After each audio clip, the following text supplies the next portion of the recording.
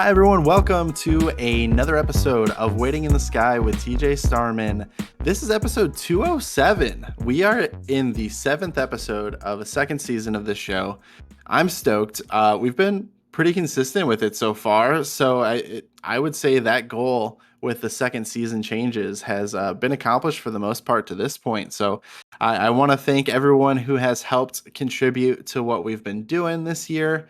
It's been a lot of fun, and thank you, of course, to you listening, or if you've listened to any of the past episodes. If you're going to continue listening, I definitely appreciate it. While you're listening, if I could also trouble you to like, rate, review, subscribe, and follow, all of those types of things. It's going to continue to help the show out a lot and help me personally. So I would ask you to consider doing that. But this is a fun episode. I say that all the time. Like, I'm probably not ever gonna not say that, to be honest, but I am really excited about this episode because talking about two things that are something that I'm pretty passionate about. One of my favorite childhood movies, Heavyweights, a Disney classic, in my opinion, that belongs in the pantheon of great Disney movies and movies in general, for being fair here. Got a great conversation with Richard, who's also a big fan of that movie. And we're going to get into all the nitty gritty because we've both seen it a million times. And so, absolutely great conversation ahead, dissecting Heavyweights. We're going to be percusizing throughout that convo. And then the second half of this episode is a retrospective of the Assassin's Creed series, which I cannot believe how many Assassin's Creed games exist right now in this world. The first, I believe, was released in 2008. It was actually the first game I ever had for the Xbox 360.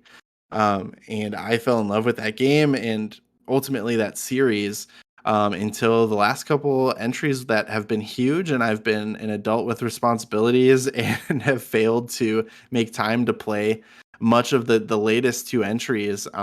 So I had to bring someone in who is intimately familiar with those entries in particular, as well as the series as a whole. And so finally saw the opportunity to bring Isaac back to talk video games. InfernalGriffin, who makes his name known as a streamer.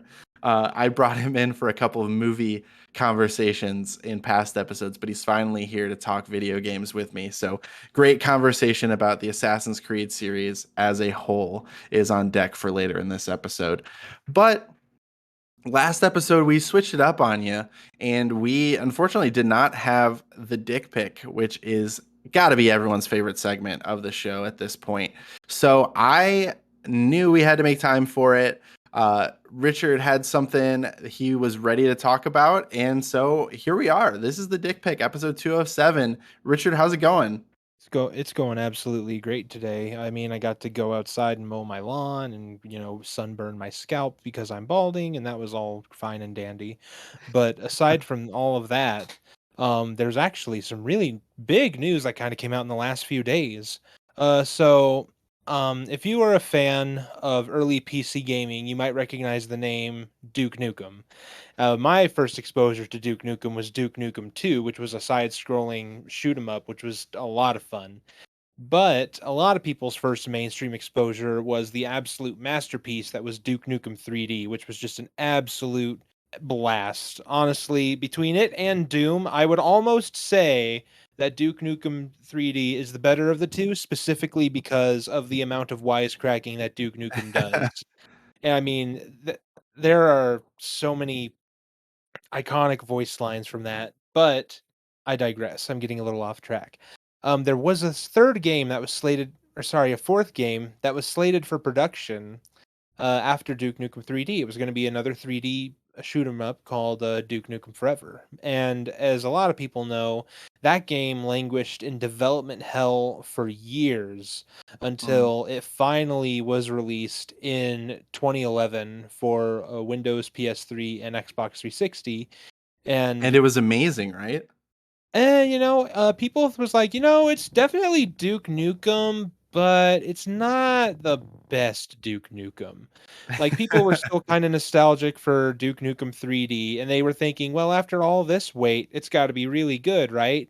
And Unfortunately, it received mostly negative reviews. Because the thing about Duke Nukem is his kind of wisecracks. Like he's not a very nice person.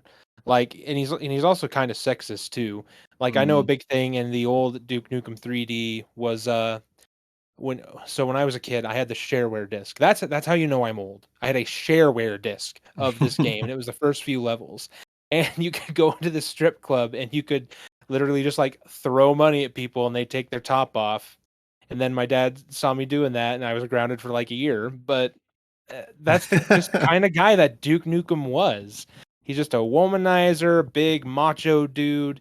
Like one of my absolute favorite voice lines that lives in my head rent free thanks to a old YouTube video where someone spammed it on Ventrilo was "I've got balls of steel," and he says it just Yes. exactly like that. And I remember that.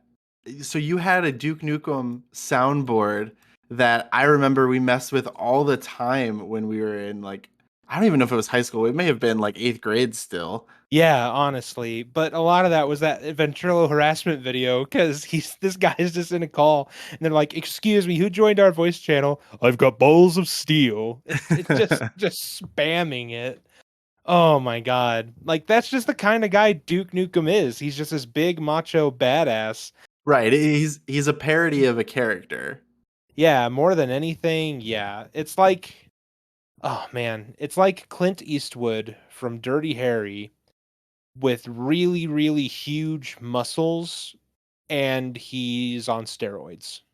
That's like honestly the best way that I can think of it. Mixed with like a little bit of like Johnny Bravo in there. Yeah, except instead of Johnny Bravo just being stupid, he's just like straight up getting women left and right like it's Right, nothing. right. He's That actually side of it. successful in his quest. But anyways, so Duke Nukem Forever came out in 2011 and everyone was kind of like, "Okay, great, it's finally out, but we've been waiting for this for a while." Well, a couple days ago, out of nowhere, a 2001 build of Duke Nukem Forever was leaked online, and there's already people that are modding the hell out of it and seeing what they can do with it and just breaking the game immediately. And it's really interesting to see just what could have been because people are looking in this build and it's just like a lot of the stuff here.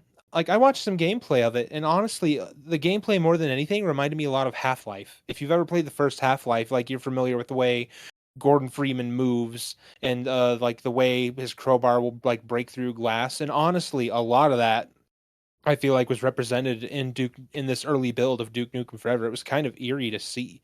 But in addition to that, there's also like all these other weird little changes. Like, there's this bar called the ego meter.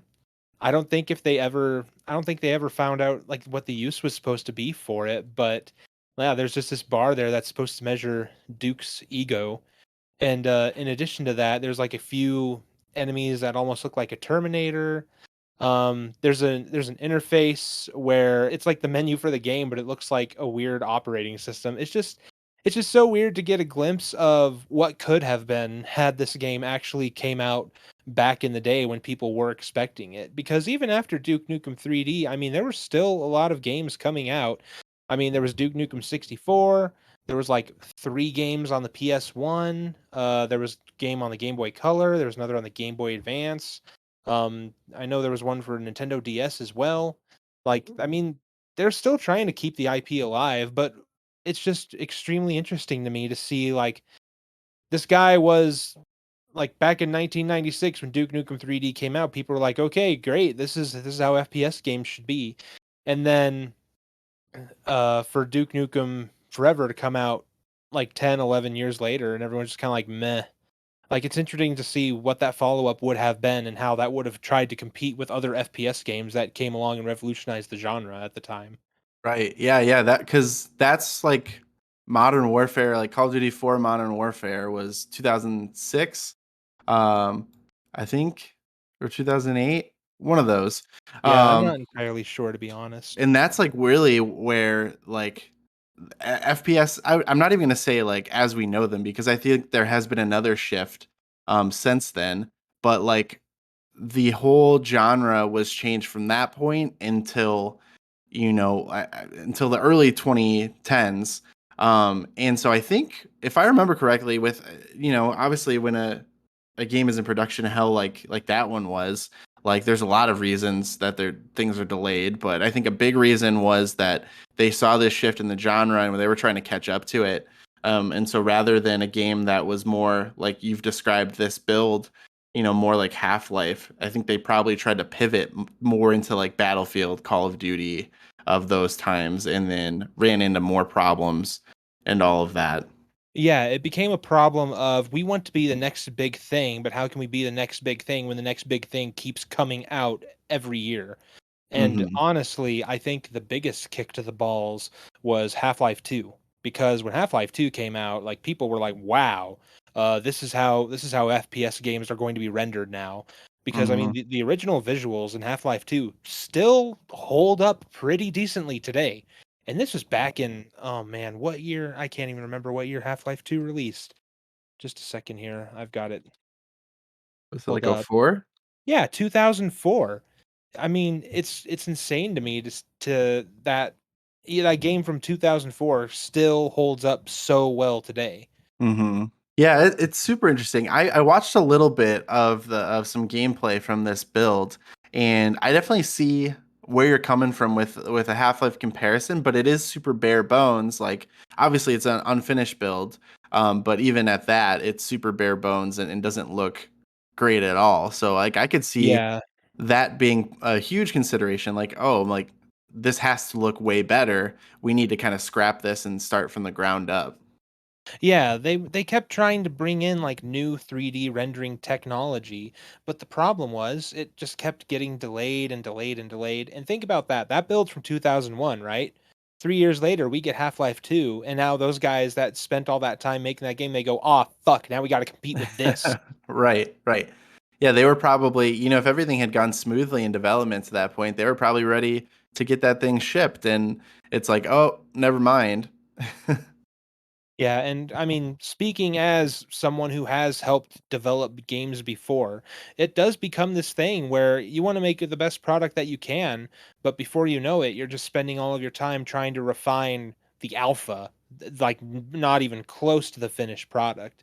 When in reality, what you really need to be doing is make the most of the game first, then just try to tweak the little things along the way. If you try to like build the best engine right from the get-go and then try to develop a game on top of it once you think everything is worked out, you're just setting yourself up for failure. It's going to take forever. You're going to end up with another Star Citizen situation or another Duke Nukem Forever situation. Right, right. It is kind of ironic that it's titled Duke Nukem Forever, because it Yeah, it not only takes did it forever take to release. forever, but also like it, to this point, kind of killed off Duke Nukem. Where I mean, I'm sure it's inevitable that the character will be brought back, and we can only hope for something. I don't know. I didn't really play too much of this game, but like the Deadpool game, like that was received pretty well. So like I think you could kind of aim for that type of a moderately, like moderately high bar for a character like Duke Nukem. And then if Mhm. you are able to incorporate some of the gameplay styles like we've seen refined heavily in like the recent Doom games, like that could be a really fun game. Yeah, honestly. I mean, Doom and Doom Eternal, they showed that you can take an old IP, slap a new coat of paint on it, and tweak the mechanics a little bit and get something absolutely fantastic out of it. If they could give my boy Duke the same kind of treatment, that'd be pretty great. Although I will have to say they'd probably have to rewrite the character a little bit because part of that negative criticism with Duke Nukem Forever was the fact that a lot of his humor was pretty dated. Especially Yeah. if a lot of it is, like, extremely just violent and sexist. A lot of people now, especially now, aren't gonna go for that. Yeah, that would definitely be the tough part. You would have to like you'd have to really make it obvious that like this is not a cool guy. Like this is a guy who thinks he's cool, but he's really an asshole. Like I think of a show like It's Always Sunny in Philadelphia where they have been able to survive like the change in, cultural comedy, um because they have always kept that focus on like this is not, the way that good people, act. Like these jokes that these people are making, like that's because they're shitty people. And like you would have to follow that type of a path, I think, with Duke Nukem. If Mhm. otherwise, you'd have to like nerf the character as a whole, and then that's just going to result in a watered down version that is also not going to be super good. Yeah, it becomes a question of we're trying to please the old fans, but we also want to get some new fans in there too. And with a character like Duke Nukem, that is a hard road to hoe just because of the humor that the character has had throughout the years. I mean, you're talking about a guy who, at the beginning of Duke Nukem Forever, the actual finished version, they replay a scene from Duke Nukem 3D in which he kills the final boss, blows his head off, and then proceeds to use his neck stump as a toilet. Like you have to modernize that, guys. Go have fun. Like, how do you do that? Yeah, that's Realistically, how do you do pretty that? outrageous. I mean, yeah, he also ended Duke Nukem Forever by announcing he's running it for the 69th president of the United States. So the man radiates pure alpha Chad energy, but unfortunately, there's a lot of people that are just not going to be fans of that kind of humor. It's almost a parody of masculinity at that point. Yeah. Yeah. So I guess what it boils down to, Richard, are you putting Duke Nukem on your FPS protagonist Mount Rushmore with the likes of uh, Terror Billy from Wolfenstein and Doom Guy and Master Chief? Let's see. If I had to make my FPS Mount Rushmore, it would probably be, yeah, Billy Blazkowicz, Doom Guy, who we still don't know his name, unfortunately. But completely random side note: if you've played the Doom RPG on your mobile phone back in 2003, supposedly Doom Guy is a descendant of BJ Blazkowicz. Yeah. And what was the other game? Um, man, there's some other game where it's like I don't know with parachutes or something like that, or some other character that like goes to space or something like that that is also related to it, which is really cool. And I think that Bethesda has like acknowledged that again openly since. Oh, that's interesting. Okay, but if I had to pick my FPS Mount Rushmore, it would certainly be Doom Guy, BJ Blazkowicz, Duke Nukem, and oh man, and Gordon Freeman. And Master Chief would be the one chiseling that entire thing out, just because I never played Halo. Yeah, that makes sense. I think that'd be fair. Although, a side note, I heard people were really pissed off about the show because apparently he kissed someone or some weird thing. Oh, I don't do you even say know, man. someone kissed someone? No, the latest news, Richard, from the episode of this week is that our boy Master Chief is not a virgin. Uh, so Well, not a. of course that makes his fan base mad. Now they can't identify with the character as well. But Please uh, don't murder me for that, please. I think that's a at that note. I think we'll transition to our next conversation. But I did look it up. It's Commander Keen is the other Oh god, game. I completely forgot about Commander Keen. That's what id Software was doing before they made Doom. Yes, yes. So Commander Keen is also part of this family tree, somewhere along the lines for the Blazkowicz family. So That's very interesting. interesting. I love when companies can loosely tie their universes together like that. But all right. So, Richard, thank you for bringing that to the table here. It was something that I saw in passing, but it's great to kind of break it down a little bit more and really hear the significance of it. So, thank you. When we get back from this short break, we are going to continue on with Richard into a conversation about arguably the greatest Disney movie of all time, starring Ben Stiller, Heavyweights. So, stick around. All right, welcome back. So, full disclosure, Richard and I have had a conversation about covering this movie for a couple of weeks now. It kind of got pushed back, and then this just seemed like a great time to bring it back up. There's not too much going on right now. We're kind of in a dead period overall as far as like movie and game releases right now before we start hitting the busy summer months. So now's a great time to cover heavyweights. Richard, are you excited about this? I am absolutely excited. This movie is one of my favorite childhood movies of all time. It is absolutely hilarious. For a lot of people who don't know, this is one of the first movies that Judd Apatow actually wrote, and it shows a lot of really good performances from a lot of really good, talented people. And yeah, it's just a great movie overall, despite what critics may have you think. I am one of those people that did not know that Judd Apatow wrote this. That is amazing. I did not know that until just this moment. Yeah, I thought it was kind of surprising too, but also it kind of makes sense when you see Ben Stiller there too. So for everyone, this is kind of like, I'm not gonna say it's everyone's first uh, big Hollywood picture, but there's a lot of names in there that when you think about this movie, you're like, wait, that guy's in it? Yes, Why? yes, and not just like the people that are well, a lot of people are in it, but the funny names, like the comedy people that are very well known for their comedy now, that are attached to this. So Judd Apatow, who wrote it, but then you have Ben Stiller who stars in it. You have Alan Covert has a small role. You'll recognize him as like one of Adam Sandler's buddies that's in all of his movies. We've Yeah, got Kenny the cameraman. Kenny the cameraman. Yes, Hey absolutely. there, Kenny. Paul Feig, uh, who was in this, who is a big director now, has done a lot of great stuff. He directed Bridesmaids, which is one of the Mhm. funniest movies of all time, as Yeah, far as and I'm concerned. Ghostbusters, which is one of the unfunniest movies of all time. Ghostbusters is a movie of all time, yes. Uh, Keenan Thompson as a wee lad, pre Keenan and Kel, I think, even. Yeah, this is way before. Yeah, well, I should say even before like all that because Mhm. um, he had yet to be claimed by Nickelodeon, and Disney had their clutches in him right around the era of Mighty Ducks, which is another. You'll see a lot of Mighty Ducks characters. Our lead Jerry is played by Aaron Schwartz, who had a small role in the first movie. Um, Sean Weiss was Goldberg in all of the movies.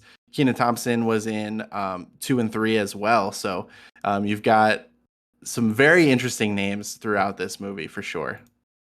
Yeah, speaking of which, I don't know if you know this now, but Aaron Schwartz, the kid who plays Jerry Garner, is absolutely ripped now. Yes, It's yes. weird. It's so weird to see. He was on this SWAT show. I'm just clicking in his IMDb. Yeah, I mean you would not recognize him at all because this guy is like all cut up and everything. It's pretty impressive.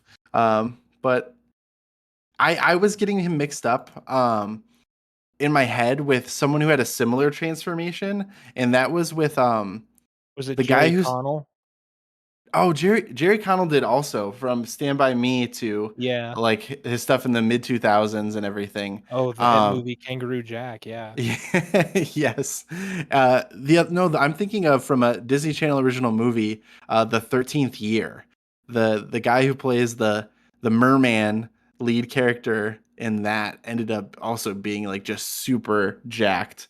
Uh Oh, I've actually never seen that. you are missing out, my friend.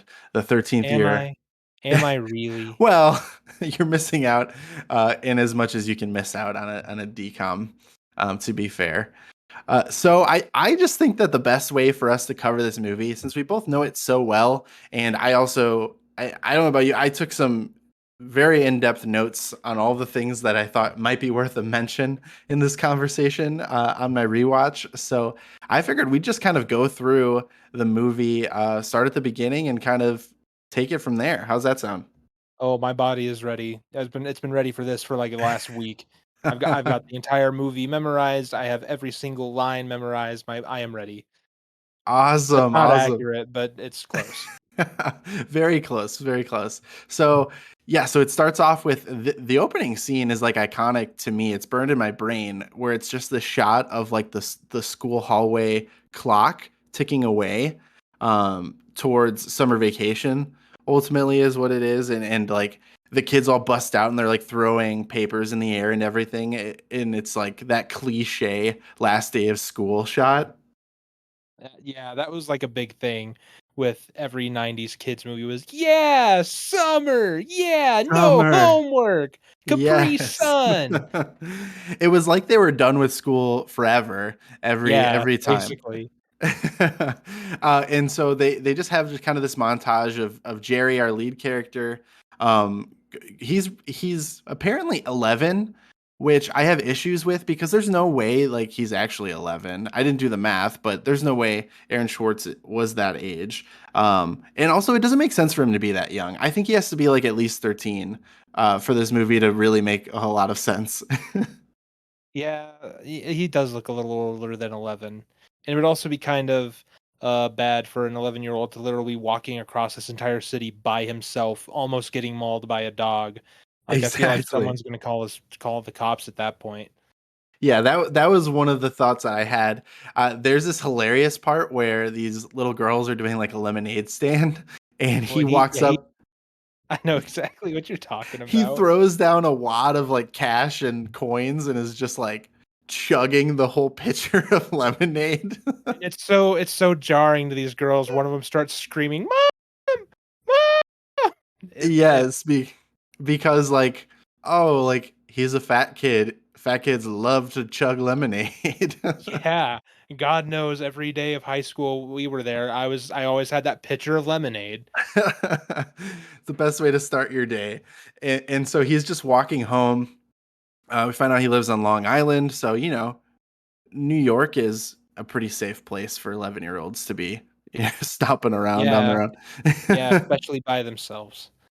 Yeah. And he goes home, and another familiar face for Disney anyway is this like recruiter guy who I don't know. Like it's weird Yeah, to me. Counselor Pendansky from Holes. Yes, he's Pendansky from Holes, and I always thought it was funny because I definitely saw this movie before Holes, but then I recognized him from Holes. So then anytime I watched this afterwards, I was like, "That is Pendansky, and you can't tell me anything else." So it's he's recruiting him to come to Camp Hope, and they're showing him a video, and it's very interesting because they're just like the video is just like showing it's a fun summer camp, and then all of a sudden, Pat, who is we'll get into it, but is just like the coolest dude ever, is on the video, and he's just Yeah, like, I've been here since I was 10 because it's a Camp Hope is a great way to lose weight, and then Jerry loses his yeah. shit. The realization hits, "It's a fat camp!" Yes, the exact quote. It's a fat camp. Are you crazy? Oh, man, and then he straight up just, like, bullies these fat kids too, and he's like, "I ain't going with a bunch of wide loads," and they're like, "Jerry, that's not kind," and he's like, "Well, Dad, you're fatter than I am, you should go to camp." Yes, him lashing out about this is just hilarious. And it's the delivery on every Yeah. line is just fantastic. No, my absolute favorite part is, Jeffrey Tambor just goes, "Alright, I'll tell you what, we're just gonna have a little powwow, we'll get back to you with our decision." He just says, I'll give you my decision right now, I'm not going." And it just cuts right to this plane taking off, and Yes, that is yes. my absolute I don't know why, but that absolutely kills me every time I see it. No, Just it's the it's plane super well taking done. off. Oh, it's beautiful. Well, and it's nice because it's like, oh, like you think that you have a say in this. Realistically, like you're supposed Yeah, to be an that's 11-year-old exactly it. kid. That's exactly it.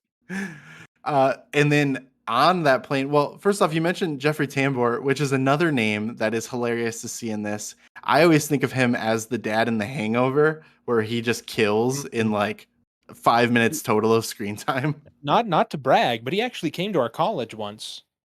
Interesting. Yeah, he was like having this midlife crisis and decided he needed to do a tour where he told everyone about how shitty his childhood was.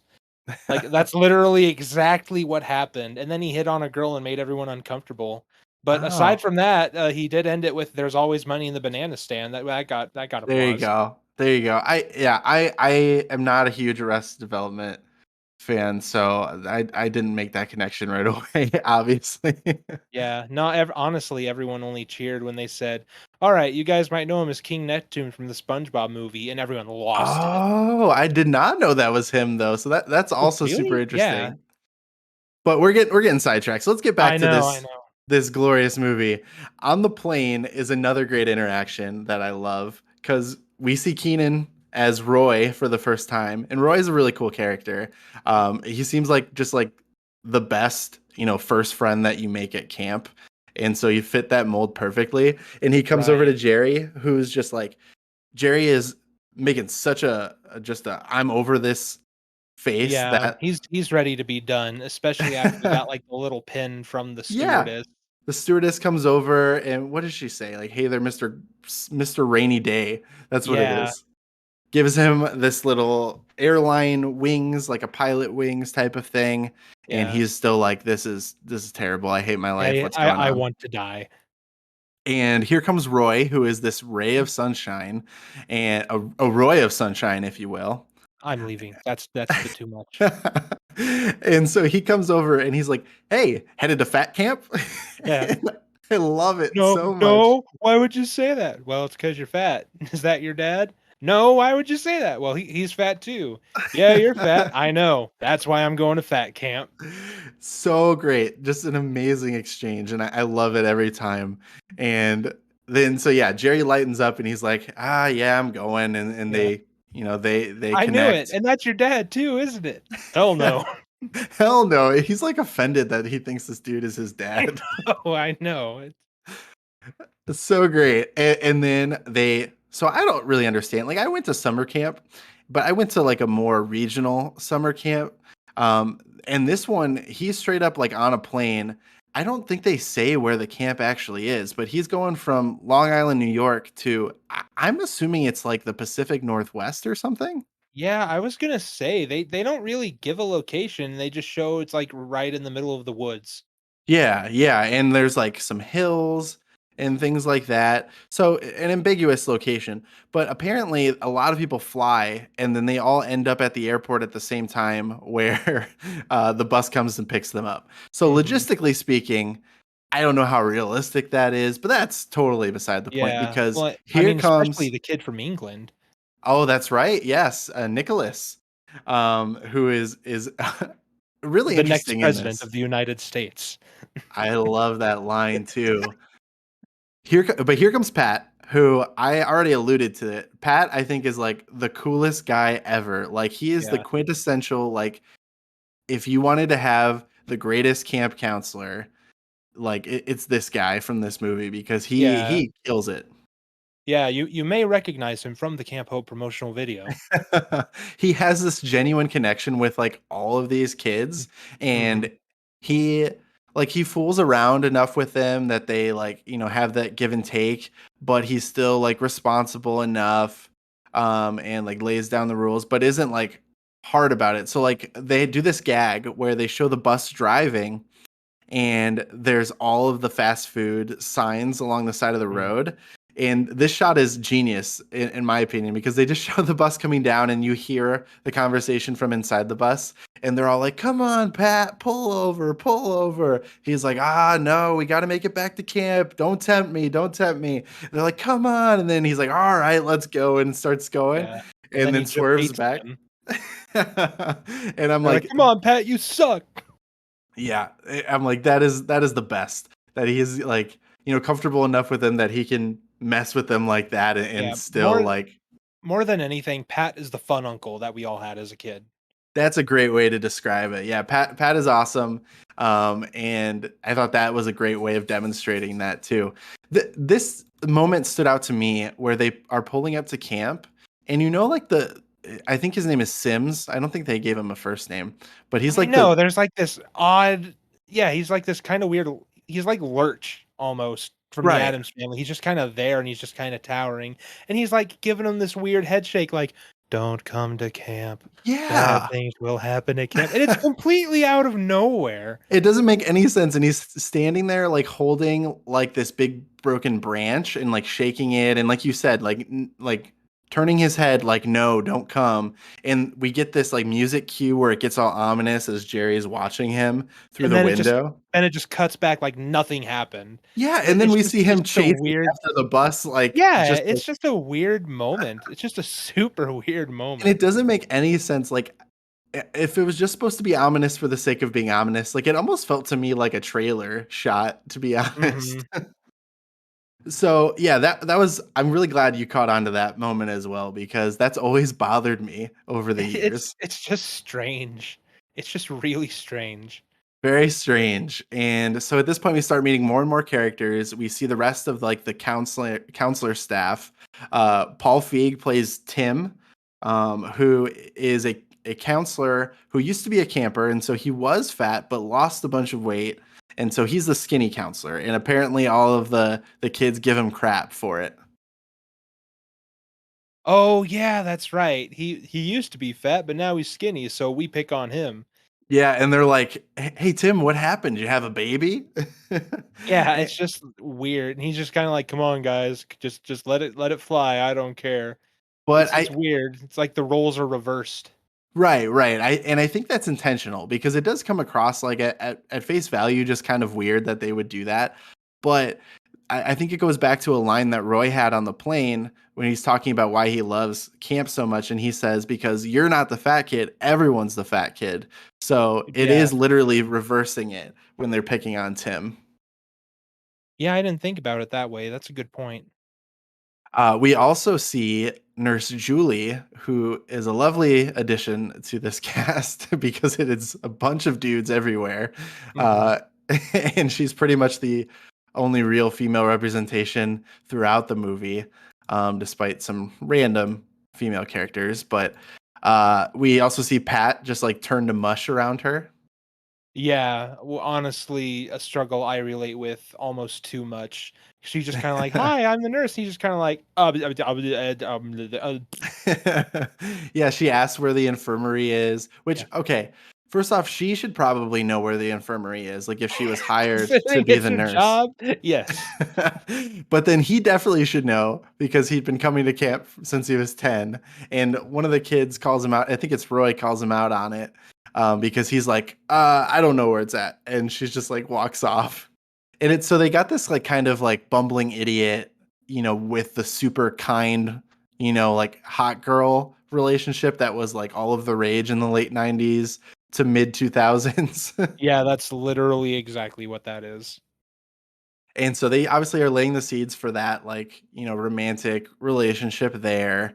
Um, we see Pat leads Jerry to Chipmunk Bunk, which I thought was kind of adorable. It's very much how camps like to name their cabins and things like that. And so we're introduced to Josh, who is like the cool kid at camp. What was your take on Josh?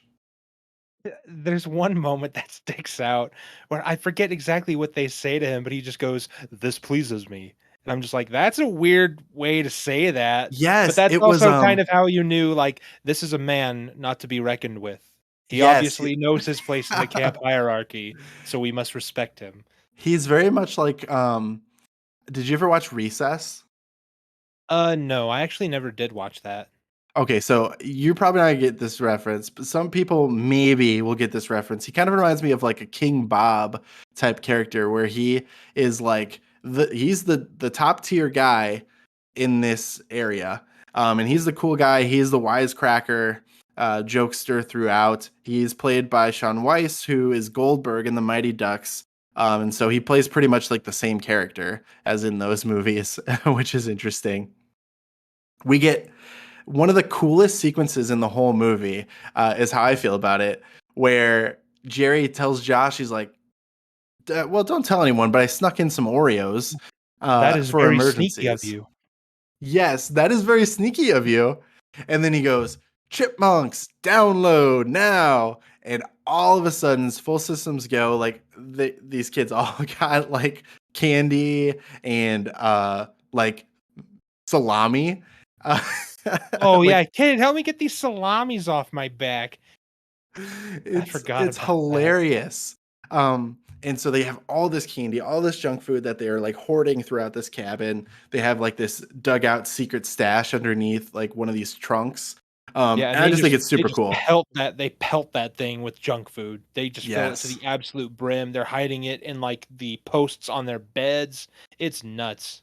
It's this whole operation. It's like this, it's kind of like I imagine they would do like a prison stash. in a movie or TV show like this. Like they're treating it Mhm. like that. And we see, I think it's Nicholas. Yeah, because he has his accent. And he's like, pulls up his shirt and he's got all this melted candy on him. He's like, I knew it's too hot on that bus. And then the one Starts, kid like, comes licking over. their hands. Yeah, and they're like eating the melted chocolate off of Yeah. him. And "You're Josh goes, delicious!" "Hey everyone, come get a taste of England."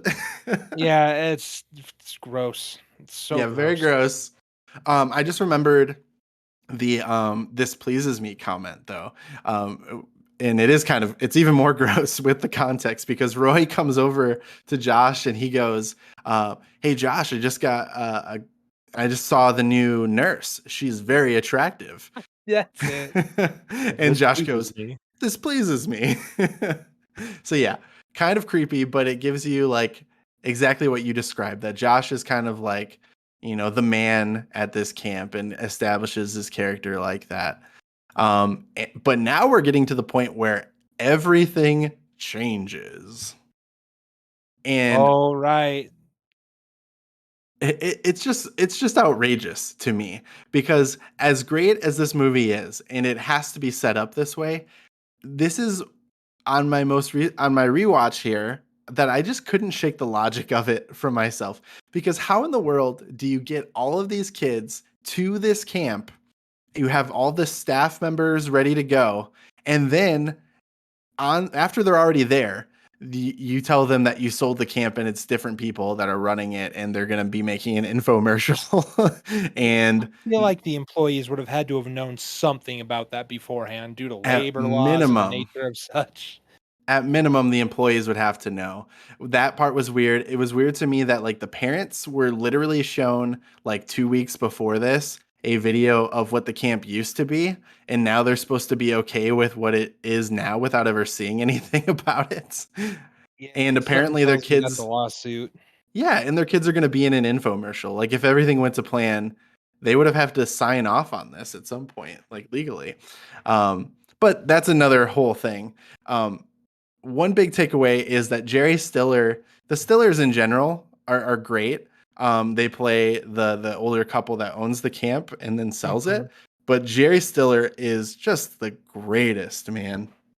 Yeah, he absolutely sells that because he's just like, "Now, boys, sometimes in life, you just have to file for Chapter 9 bankruptcy. What did we go wrong?" And he just starts breaking down, and everyone's just like, "Oh, no. No, no, no, no." And, like, you can't help but feel bad for him, especially when they're like, "Hey, can we get one last camp greeting?" And everyone's just, like, real quiet about it. And then they start to leave, and he has to come back. He's like, "One more piece of advice. Never let anyone sign your checks." And he just gets dragged off by his wife. Oh my god, that has lived in my head rent free ever since I have seen this movie. It is just absolutely hilarious, and he just sells it completely. Yes, and then she actually has a great line too, where it's um after they ask for the one last hi hiya, Yeah, she's just and like, she just goes like, yeah. "God bless you all," and like walks off.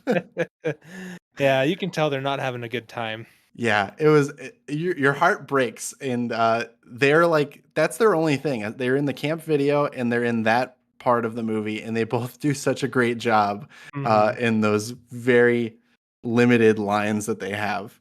Um, but now is when we're introduced to Ben Stiller as Tony Perkis Jr. and the Perkis system as a whole, and it's great because he gets like this like entrance music, and it's like this whole kind Yeah, of right life right coach. after that big downer, there's just lights going off and, like, the super upbeat music, and this Yes. narration about how, like, Tony Perkis is a man who believes in you and what you can be.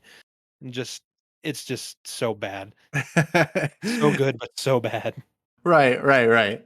And you already kind of you mentioned this earlier when we were talking about Nicholas, but like the first thing that he does is he gets on stage and like he hasn't really, made an impression at all yet to this point. It's Yeah. obviously obnoxious the way he came in, Mhm. but Yeah, then no he just one starts no, I was gonna stereotyping the kids. yeah, I was gonna say no one knows anything about this guy. He gets up on stage and the first words out of his mouth are, "Can you smell it?" And you even hear one kid go, "What?" Like, everyone's just confused. He's like, "There's a life force in here tonight." And yeah, he starts pointing at people. I think he points at Jerry and he's like, "I see the president of a future Fortune 500 company." Then he Mhm. points at Roy and goes, "I see a famous Oh rapper," my which god. totally is not racist. And then he looks at Nicholas and goes, "I see the president of the United States." And that's what Jerry just goes, "He's from England." Yeah, I loved that. I love that they set him up as just being like super superficial. Like there is no depth to this character at all. Yeah, he's Like just inept.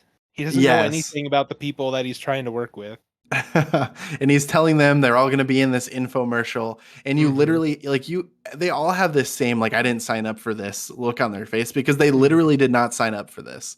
Yeah, And I feel like you gotta sign a release for that kinda thing. right. And so they're playing him off, and he like I love this too where he's running with his arms up for like high fives from everyone in the crowd. And Yeah, he's like only one kid. yeah, one kid at the very end, but he's just like and he got one at the end. And I thought that was super funny. It gets a laugh out of me every time. And there's also a like at that same time, there's a kid that just goes, "I want to go home." Yeah. No, what kills me is, like, the weird aside that he has about, like, "Now some of you may know my father, Tony Perkis Sr., the lighting fixture king." Like, no. No one knows who that is. None of us we are all 12. What would we know about the lighting fixture king?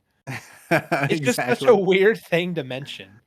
Yeah, and it's funny because they obviously have the payoff for it later with his dad as a character, but it's just so funny. Like it has nothing to do. He like thinks that his name means something to these people, and it obviously does not. And it's really funny because you can see this character Tony Perkis is basically like prototype White Goodman from Dodgeball. Yeah, that's exactly it.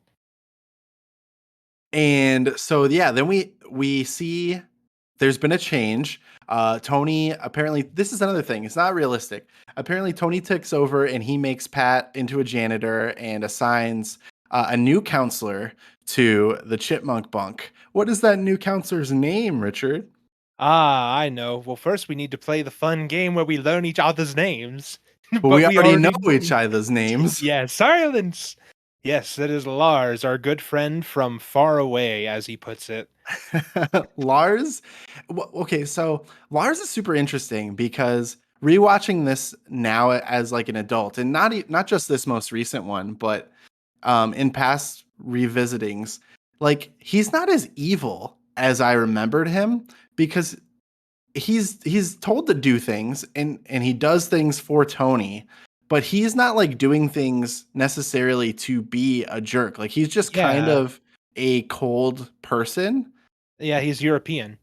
Yeah, yeah, and so I think that's what they were going for, is he was supposed to be, like, mysterious and cold Yeah. and, like, intimidating, and I just remembered him being, like, just as much a bad guy as Tony was, but realistically, like, he really wasn't, like, he's just Yeah. not I mean, the n second half of the movie, he even comes around and helps them out. right, right, exactly. So Lars is an interesting character, he's got some great laughs throughout the movie, Yeah. but I just wanted to throw that in there. He Um, has a severely deviated septums and he makes a loud noise at night, but do not worry, he's fine. "Don't be afraid, I am fine." Yeah. No, the best part is even Roy is just like, "Lars, what kind of name is that? Where are you from?" And there's just like this really, really tense walk up and he just goes, "Far away." It just catches Roy off guard and he just like has to swallow and keep and does like make sure he doesn't flip out.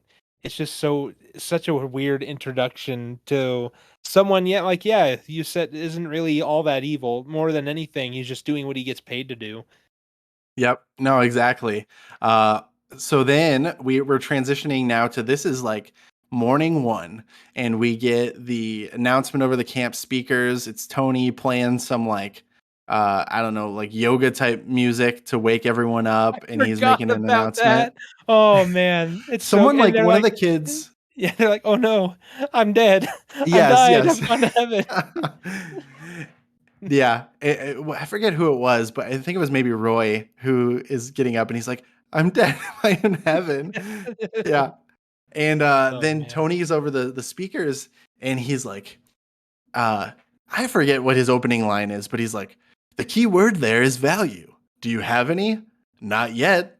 But by the end of this, our camp will be filled with a bunch of skinny winners.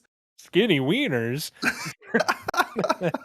And they set that up, and they call back to that later, and I think it's such a weird callback It is. It's so weird. for skinny wieners. But Mhm. great line. Obviously, killed me as a kid, and kills me just as much now because I'm Mhm. just as immature.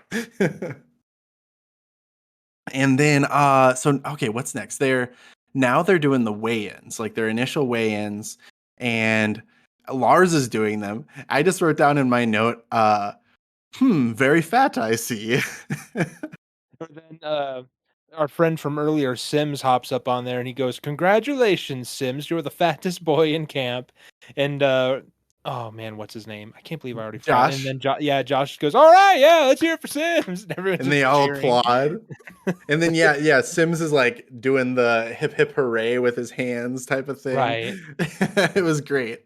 Then they're like taking before pictures, and they're doing it like it's like a mug shot with a police lineup thing and everything. And Josh is like picking his nose and turns around and is like puts it on his butt. And then Lars takes a picture. And Yeah. he's like, You have "You've broken my camera. You've broken my camera." So great. So great. Yeah. And this is just like peak Lars in this movie. Like from the cabin introduction to that montage to now we see him lifeguarding. Oh, wait, you forgot the best part when they're doing the little striding exercises and they're all just not Oh, doing yeah. so well, but Ben Stiller and his company are they're doing all fine and Lars is doing it and out of nowhere he just goes, "I'm feeling skinny, Tony." Like he's just rubbing it in. He has so many great one-liners that make Mhm. no sense to anyone, like without the context of this movie. I completely forgot about that. Yeah, that's another great one. They What I remember, and I love this line too, is when he's lifeguarding and he's like yelling at the kids, and he's like being your stereotypical mean counselor at this point still, and he's like, "Hey, don't pee in the water," and then he's like blowing his whistle. "Hey, don't drink the water. He peed in it." Yeah, and while he's saying all these, he's like pushing kids in, just Yes, being an yeah. ass. And catches up to Nurse Julie, and he's trying to like, he's trying to like, I borderline But sexually assault her. yeah, Like, like, "Oh, I pulled a muscle, I need a deep tissue massage," and she's just kinda like, no, never." and she's like, "Shouldn't you be watching the kids?" Yeah, "Oh, And don't worry, I have them on the body system." the The body body system, system? Yeah, watch. Body! Body! body. It's just great. Yeah, that was another great one. The body system. Um, and so, let's see here. What are we talking about here? Now we have the baseball game. Oh, yes, the baseball Ah, game. yes. Which this is great. I made note of an interaction between Pat and Tony here, where Pat is like he's still trying to like act as though Tony is a reasonable human being at this point, and he's like, "Hey Tony, like I don't think this is a great idea. Actually, I don't think this is Pat. This might be Tim." Um, It was Tim, because he's like, "Hey, man, I don't think we should play this other camp. I mean, they kill us every year." "Oh, well, thank you for telling me how to run the camp that I bought." Yes, this line is really where it's like this guy does not care about anyone else. Like he's all about his own status and everything. "Thank you for telling me how to run my camp that I bought." Like throws his bike on his back and starts running with Yeah. it. And so then they show Pat. Pat is talking to the opposing coach from Camp MVP, Ah, who yes. is a total dickwad. Oh, Like he's terrible. like a He's terrible human being in Yeah, general. honestly, just "Yay, hey, I know you guys over at Camp MVP, you go pretty hard, but can you, like, take it a little easy on the kids?" "Take it easy? Well, no, we can't take it easy. That would make us losers, and we don't want to be losers, now do we?" That's probably not the exact line, but that's essentially Well, what you get from it. he says we wouldn't want to confuse them. Like Oh, man, what clearly, and an it's ass. worse. That's why I remembered it because it's clearly like this is the status quo. Like these are the good kids, these are the kids that suck. Like we don't Right. want anyone to be confused about that. And then they have the announcement. Lars comes Yes. over the Pat loudspeaker. Finley, please report to the men's toilets immediately. Bring a mop and a plunger. And he just walks away all defeated. Yes, defeated is the exact word. It was great. And then this is the point where you had actually sent me this song and you were like, I love this song. I just remembered it was in Heavyweights and it's Yes, called Hang Hang Tough Tough. by Crescent City Gold. And We get this nice little montage over the baseball game. this song works perfectly for this It montage. does. It's great.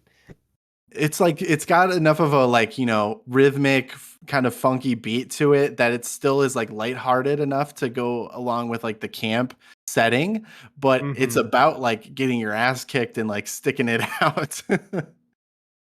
And we just see them like literally getting beat up from like, sliding in the dirt, getting hit with balls, like all of this stuff. They all end up What absolutely killed me was when Jerry gets hit with the ball, and then the other coach from the other camp goes, "Come on, you big baby, take your base. You're holding up the yes. game."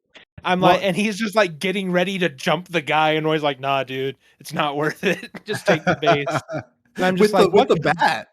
Yeah, and I'm just like, "What kind of asshole talks to kids like this?" Right, right. And Like, he before this, like we see that the MVP kids are like little jerks too. And they're like messing with Sims, who's like clearly the biggest guy.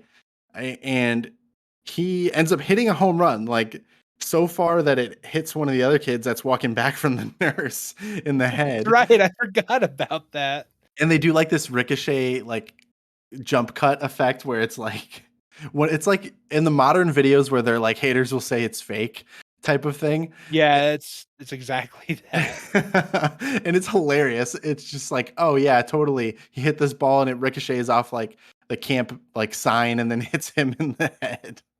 And Uh, then it cuts to the infirmary, and there's like 10 kids in there, and there's just goes, "What's going on out there?" And that same kid that gets beamed in the head, he just goes, "We're percusizing." we're Just he just sounds percusizing. so defeated. Yeah, yeah. And so this is another little inconsistency that I noticed. And there's not a ton of it. I mean, a lot of it is just making a 90s, kids comedy make sense. And so you have to have that suspension of disbelief. Uh, but the jerk camp counselor from Camp MVP, he makes a comment. It's when Jerry gets hit and he talks to his pitcher and he goes, "Well, there goes your perfect game." And I'm thinking in my head, like, he literally just gave up a home run, though. Like, he was not having a perfect game already. Even Yeah. then, it was a jerk move for that guy to make that comment. And then he follows it up with, "Come on, take your base, you big baby," like you said. Um, and this is where we see more of Kenny the cameraman. He's chilling at the game, like having a smoke, and then someone throws the bat and it hits the fence and hits him in the head. Yeah, that's oh, it's so good. And we I also l- can't forget about Roy popping that kid in the mouth for talking trash. oh, that's right, right. He gets him in the gut. He hits him with Right, the that's bat in the right. gut.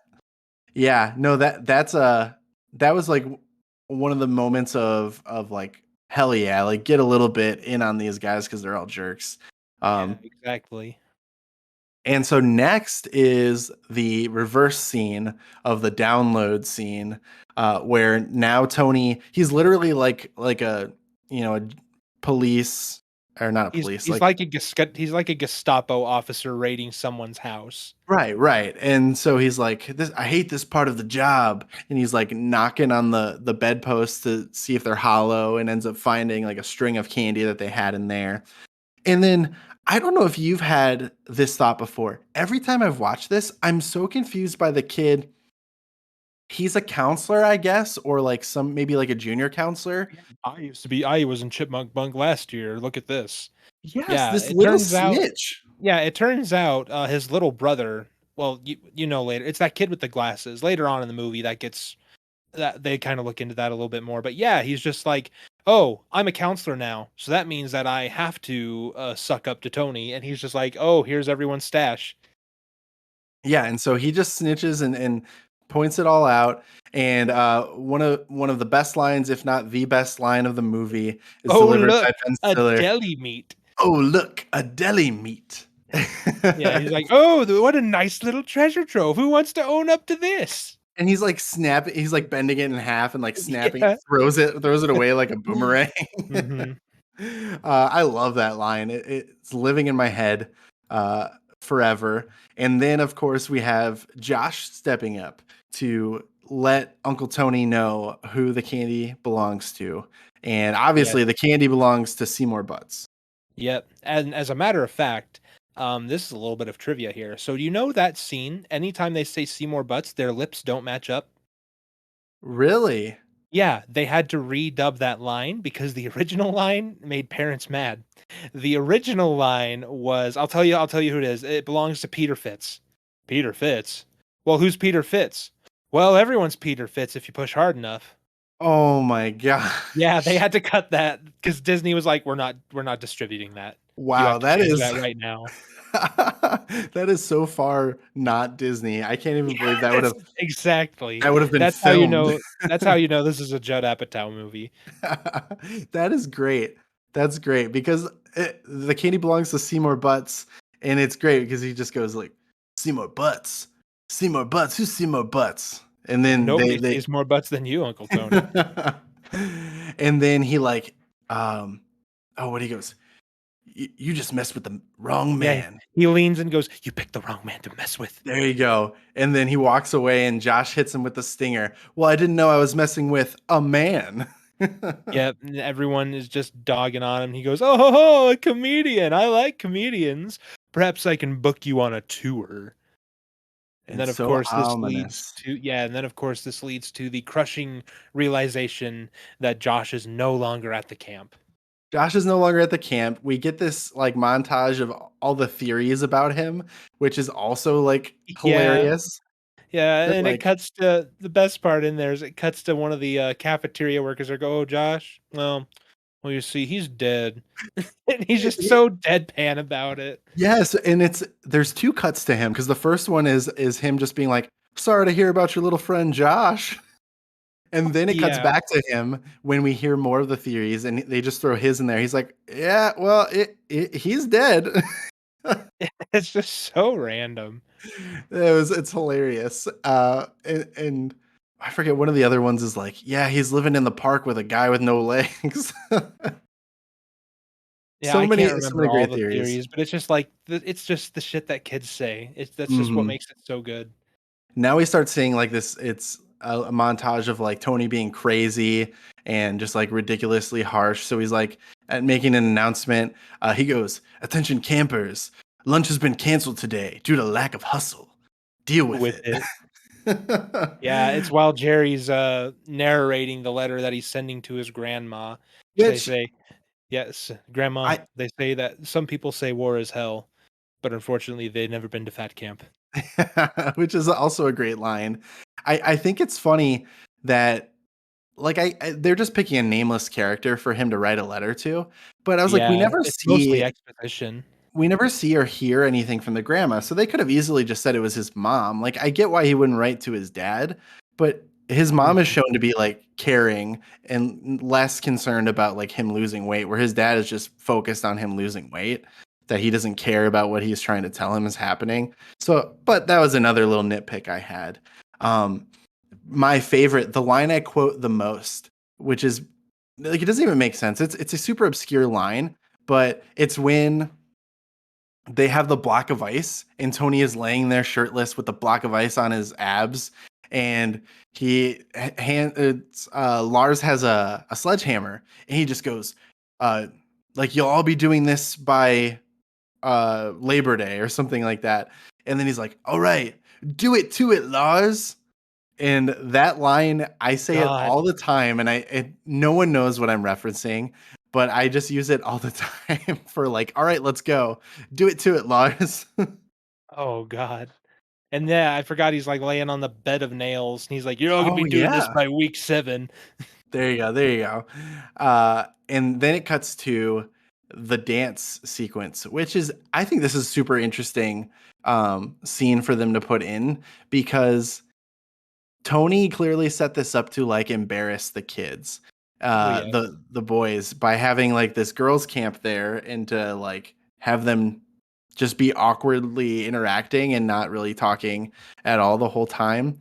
Um, and so we get in. This is like the first real time we start to see Pat like actually interacting with Nurse Julie in a meaningful way when they're talking Right. about it.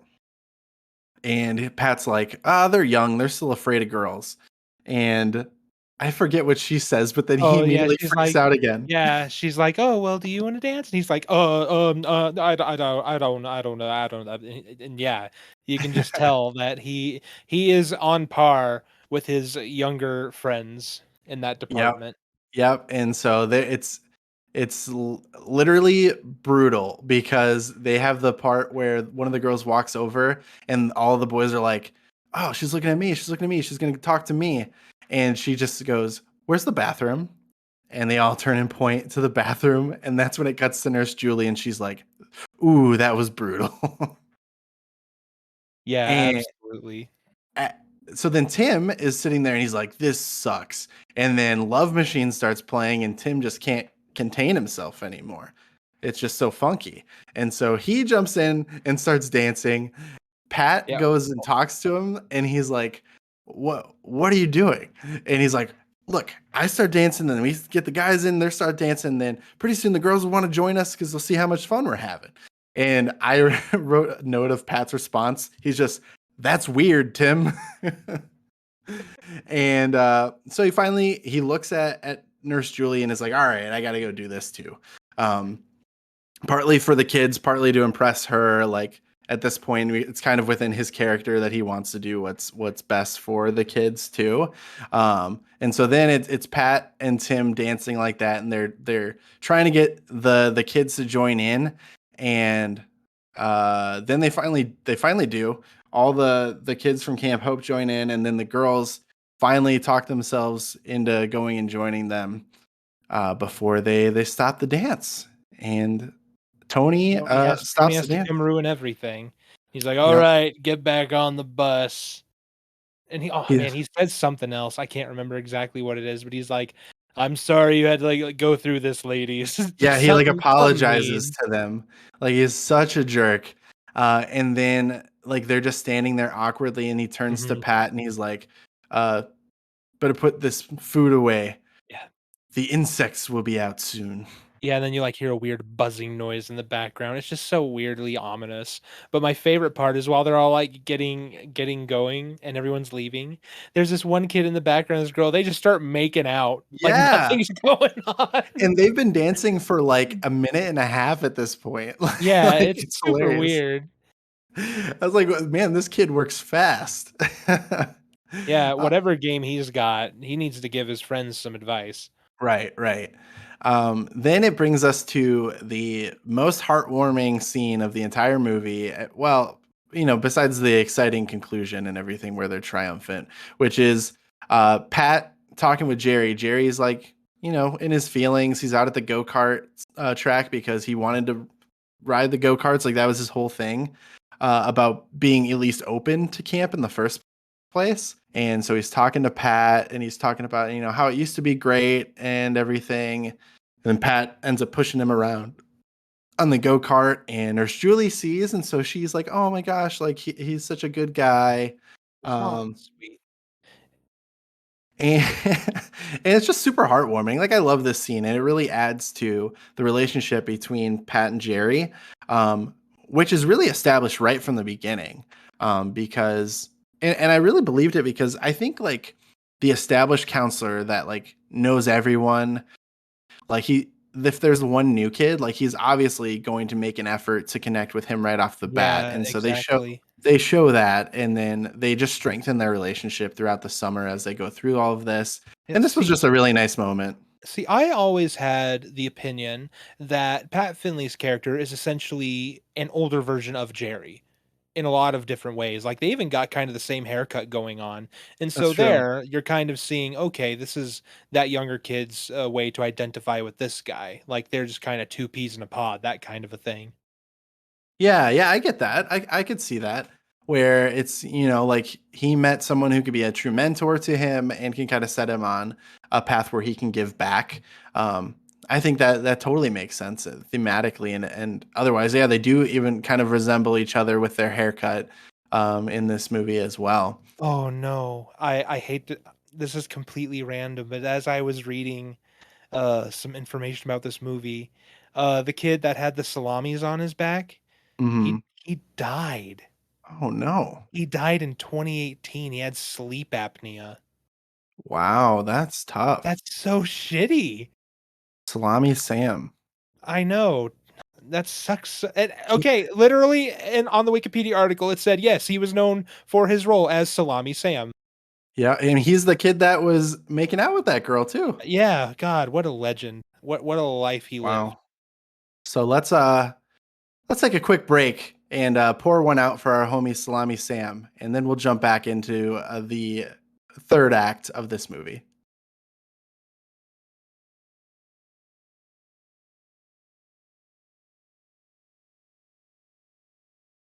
All right, welcome back from our short break. We're going to wrap up our conversation about heavyweights here. So we had just talked about Pat pushing Jerry around on the go-kart with Nurse Julie watching on adoringly.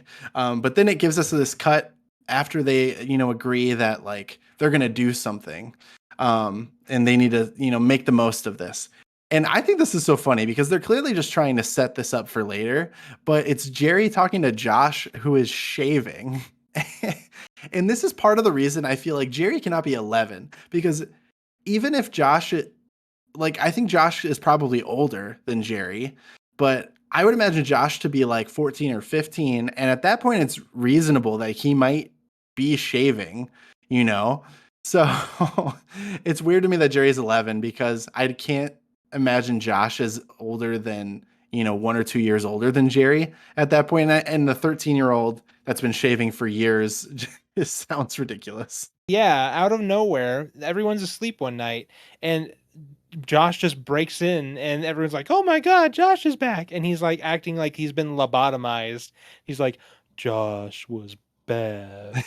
Josh now good," and they're all freaking out, like, "Oh my God, what did they do to you?" And he goes, "Good must be good to see my fat ass again." And everyone's like, "Ah, you bastard, you."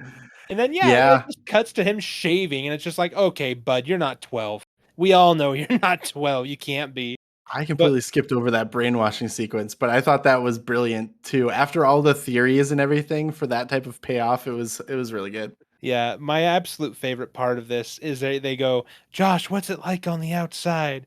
And then he just cracks a smile and he's like, "Guys, it was so great. First thing my dad did was take us to a buffet and we about closed the place." And I quote that so often. Every time we go out to like eat sushi or something, I'm like, "All right, let's go close the place." And everyone's like, "What the hell are you talking about?" And I'm like, "Well, you'll understand someday." One day you'll understand. And so then at this point, they are trying to break into Tony's cabin to like find damning evidence to like, get him sent to prison where he rightfully belongs. Absolutely. And so he finds like they're photoshopping their pictures. They found a Photoshop picture of Jerry that they were going to use like for an after picture, and like he was hoarding their outgoing mail. So like they find Jerry's letters to his grandma, and I, this sequence is a little strange because it's just supposed to be like one of those like they're out on a little bit of a heist where they came up with this plan, and then there's tension because he's out on a jog, but then he's coming back. Yeah, And and he runs by Pat and he goes, "I'm dogging, Pat. I'm dogging." I'm And dogging that. Pat's just like, "What the hell, man?" Yeah. And Sims is the lookout. And I always remember the sequence of him like jumping to the window, being like, he's coming, he's coming, he's coming. Yeah, the one time he actually talks.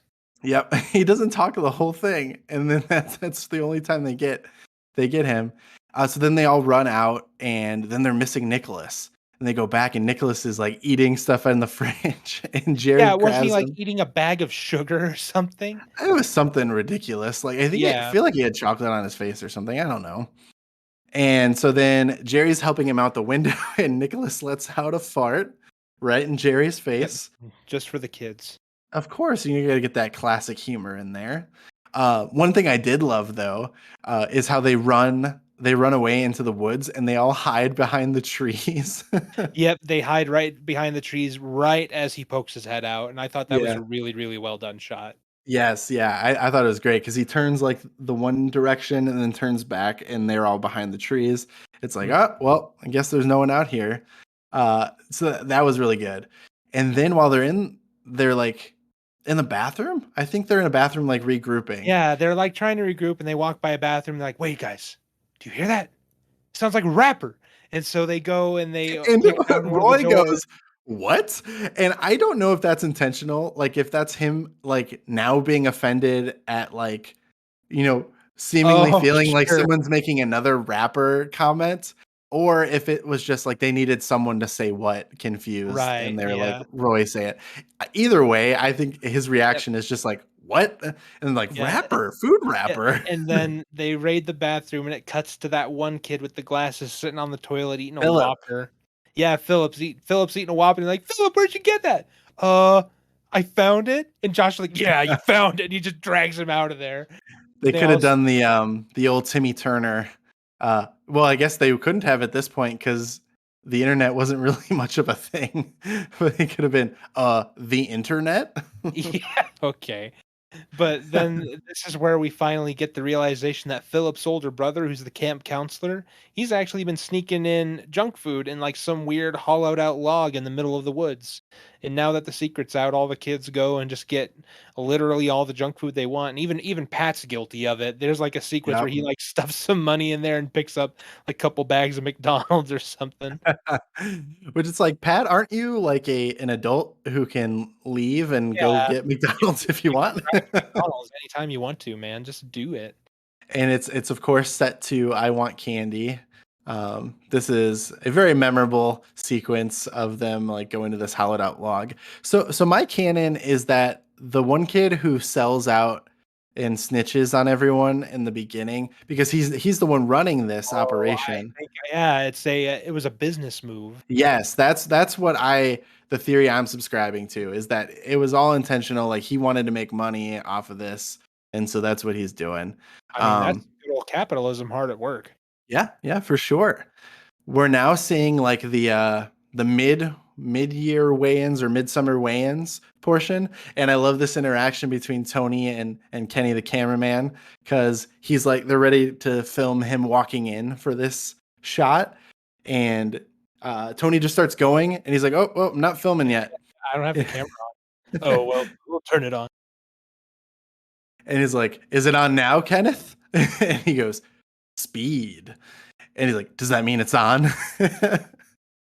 Yes. And so then he runs in, and this weigh-in sequence is so interesting because it starts off with Philip, and he's like, "You've gained 2 pounds since you arrived."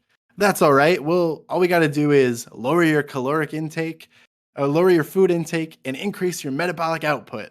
Yeah, if muscle weighs more than fat. And so they're like trying to play it off, and it's great. And then it gets to Jerry as second, and he's like, "You've gained 9 pounds," which, okay, that seems ridiculous because it's been like, what, 2 weeks at most. So even if they're cheating, like, Especially unless the kid has just been doing nothing but eating yeah, this whole time, he's not going to gain nine specify pounds. yeah, they don't really specify how much time has actually passed during all these scenes. Like, are we Right, supposed to right. assume this just takes place over the course of an entire summer?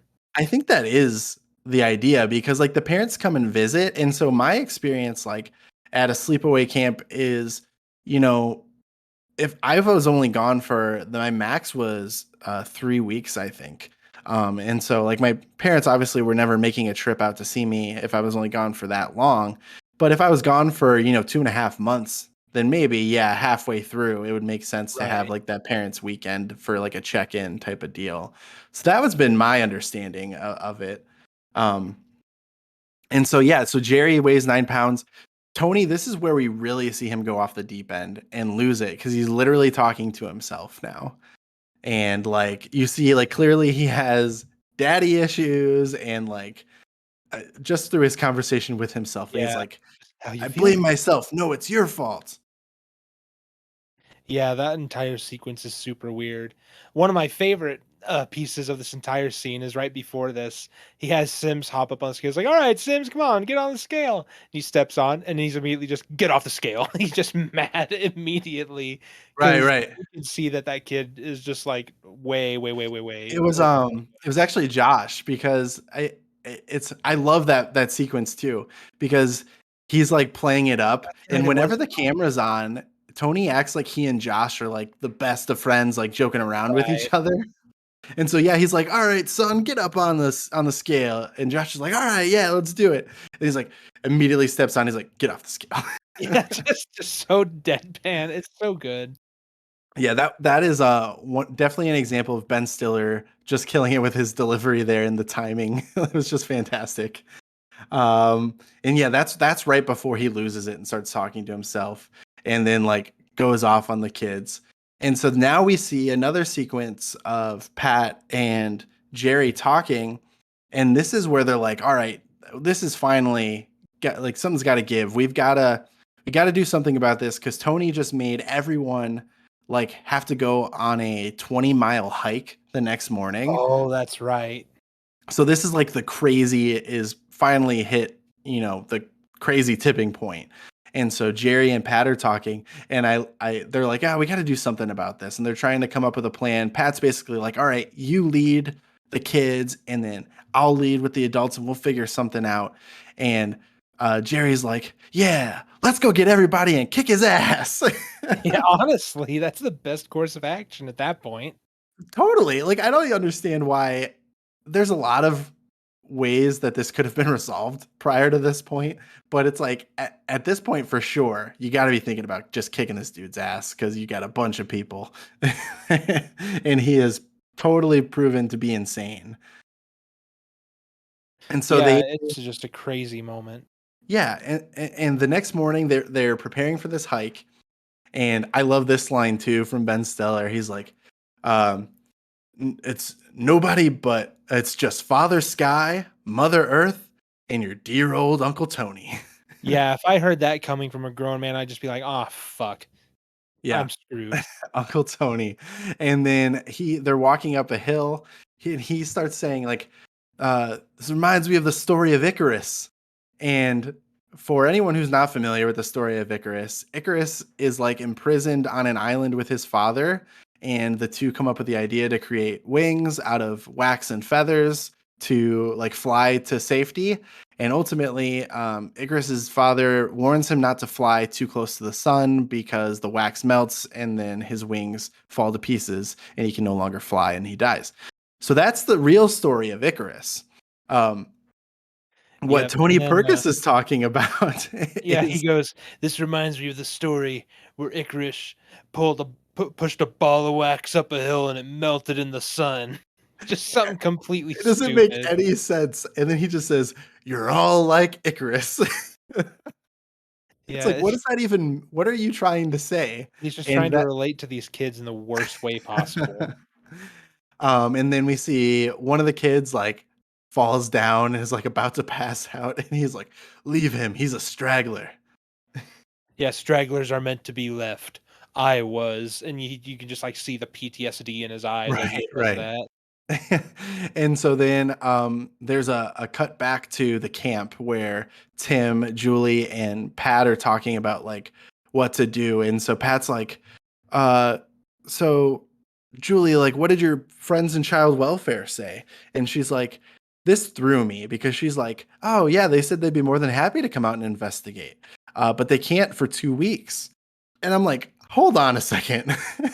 Child welfare is not going to be like, oh, like screw those kids. We'll come out there in 2 weeks. Yeah, that seems like something that would not actually happen. And then Tim apparently reached out to some lawyer friends, and they're like, well, we have no proof. And Pat's like, well, look at Tony. He's the proof. And so then it cuts back to Tony is now doing yoga. They're on like a cliff at this point. Yeah, and he's just like, "Feel the chi," and these kids just don't know what the hell they're doing. They're just kinda, like, Yes. waving They're their doing arms random around. stuff. The best line from his yoga poses is repulse the monkey. Yeah, what's that? What is that? That's just weird. It was super great. And then they they say like we're not having fun or something like that. Like camp is supposed to be fun. One of the kids makes that comment. And I think it's Salami Sam actually. And Tony's like, "Oh, you want to have fun?" Or maybe it's not him. He makes a Yeah. comment to Oh, him Cody later. wants to have some fun. It's Cody. Yep. And so he jumps onto this branch that's hanging over the cliff and just starts like doing gymnastics on it, like it's a gymnastics bar. And they're just like um losing it now. He asked Sam, he's like, "Hey Yeah. Sam, you wanna come join me?" And he's like, "Oh yeah, I'm on my way." And then I forget what comment they make, but it kills me because there's this sound effect that plays, and it's like this flipping sound effect. So I think where it's supposed to imply that he like did some Oh, like, sort of yeah, like karate jumped off the branch. yes, and you get this sound effect that just goes like Yeah, I'm like a I'm watching flip. it right now. And yeah, you're exactly right. It's like from an old kung fu movie. It's hilarious. It sounds like nunchucks being whipped around. And then they hit him with they decide to take like a meditation break, which is weird Ah, because he was yes. so big on not taking breaks at all, but then he's going to give them an hour break randomly. And then they try to hit him with the old sit up trick, where you blindfold someone while they're doing sit up, and then you put your bare ass in the path Yeah, of their face, and yeah, just let nature take its course. and the best part is he goes to make the sit up and he, like, stops right before and he just goes, "Oh my god." And he just, like, karate What? chops this kid's legs. Yes, yes, and it's not just that he says that; it's that he goes, "Oh my." Oh my god, like I forgot. he says it twice and he's like staring at this presumably, like 12-year-old kid's ass. Yeah, that's some fine, wholesome family entertainment right there, I tell you what. Another weird, obscure line that I think is hilarious from this sequence is Roy when he goes, "See, Jerry, I told you." Oh, yeah. But naturally, the next course of action is for these kids to trap him in a hole in the ground as he's running after Josh. And then they're going to take him back to camp and put him in an electrified cage. Yep, just the normal things 12-year-old boys do. Once they get pushed to the edge, they just gotta take it out on them like Lord of the Flies. Exactly. And they've got a whole system in place as like prison guards and stuff. And Pat comes up and he's like, and obviously, as a rational adult, the only like rational adult to this point, really, uh, he's like, "Oh my gosh, you can't do this." His exact quote that I think was, I don't know why it sticks in my head so much, was, "You can't kidnap the owner of a camp," as if the fact that he's an owner of a camp means Yeah, something. that was the tipping point. And so he goes to untie him, but Tony, because he's a lunatic, just starts like bullying Pat some more, Yep, like so while he's trying to help him. he puts the gag right back on, he's like, "Is this tight enough? Because I think we can make it a little tighter." Yeah, we can get some more ropes if we need to. And that is like crazy because I get him being like upset with Tony because Tony is literally like just trying to bully him. Like, and you're a grown ass man. Like, that shit does not fly. Like, be Yeah, embarrassing him in front absolutely. of all of these people and like So repeatedly. so, of course, the natural reaction to that is to keep him trapped in a closet in the middle of the woods. For like an extended period of time, like at least a few days. Again, we don't really know how much time passes, but at least a few days because we don't see Tony released again until like the parents' weekend. And Right. before then, apparently all the adults are just on board with this, Yeah, with which makes it kidnapping. that much more weird. Yeah, including like a freaking nurse, of all Yeah. people. Yeah, it just doesn't make any sense. But we But do see them take ownership of the camp and they start doing good things with the kids and they're having a good time and everything leading up to Parents Weekend. right, and, there's also the part where they, in reference to, like, the weird morning music from earlier in the movie, they also give him a taste of that, and they, like, have a boombox with the same music, and Jerry's on the speakers, and he's like, "Now repeat after me. I smell. And Yeah. just like all these other weird Yes, this is negative the things. callback. Right. And he says like it's parents weekend day, and so this is where they're planning to show a video like just damning Tony and what's been going on, to show the parents like, hey, like some messed up stuff has been going on all summer and you guys haven't cared at all. So they play the tape for him, and it's Jerry. He's like, it's evaluation day, Tony. The key word is value. Do you have any? No, because you're a loser. A loser with a skinny wiener. Oh, that's right. They wrap everything up so nicely. Yes, it's a good callback. That I totally unnecessary callback, but I think it really works, and it's really funny to show that the kids like really remembered like all of this crap that he had been doing and saying this whole time. Yeah, they just gave it right back to him. And then he tries to grab oh god, what is it? It's like the weird, like almost wire fence door that they have on there. He tries to grab it, and then it turns out it's actually electric, and none of them knew that. Mhm. Well, and so they, I guess before Parents Weekend, they also like kidnap and tie all of the other counselors, like Tony's counselors, to trees, which again, presumably they were out. I guess they were released later that night because they have a huge ass party where where they have all of this food show up, and um they put the honey on Lars's chest, and they were like Oh saying, yeah, "Oh, there's so many bears love bears in the honey. woods." And then they're walking away and they're like, "Oh, there's no bears in the woods, Pat. Like we didn't go too far."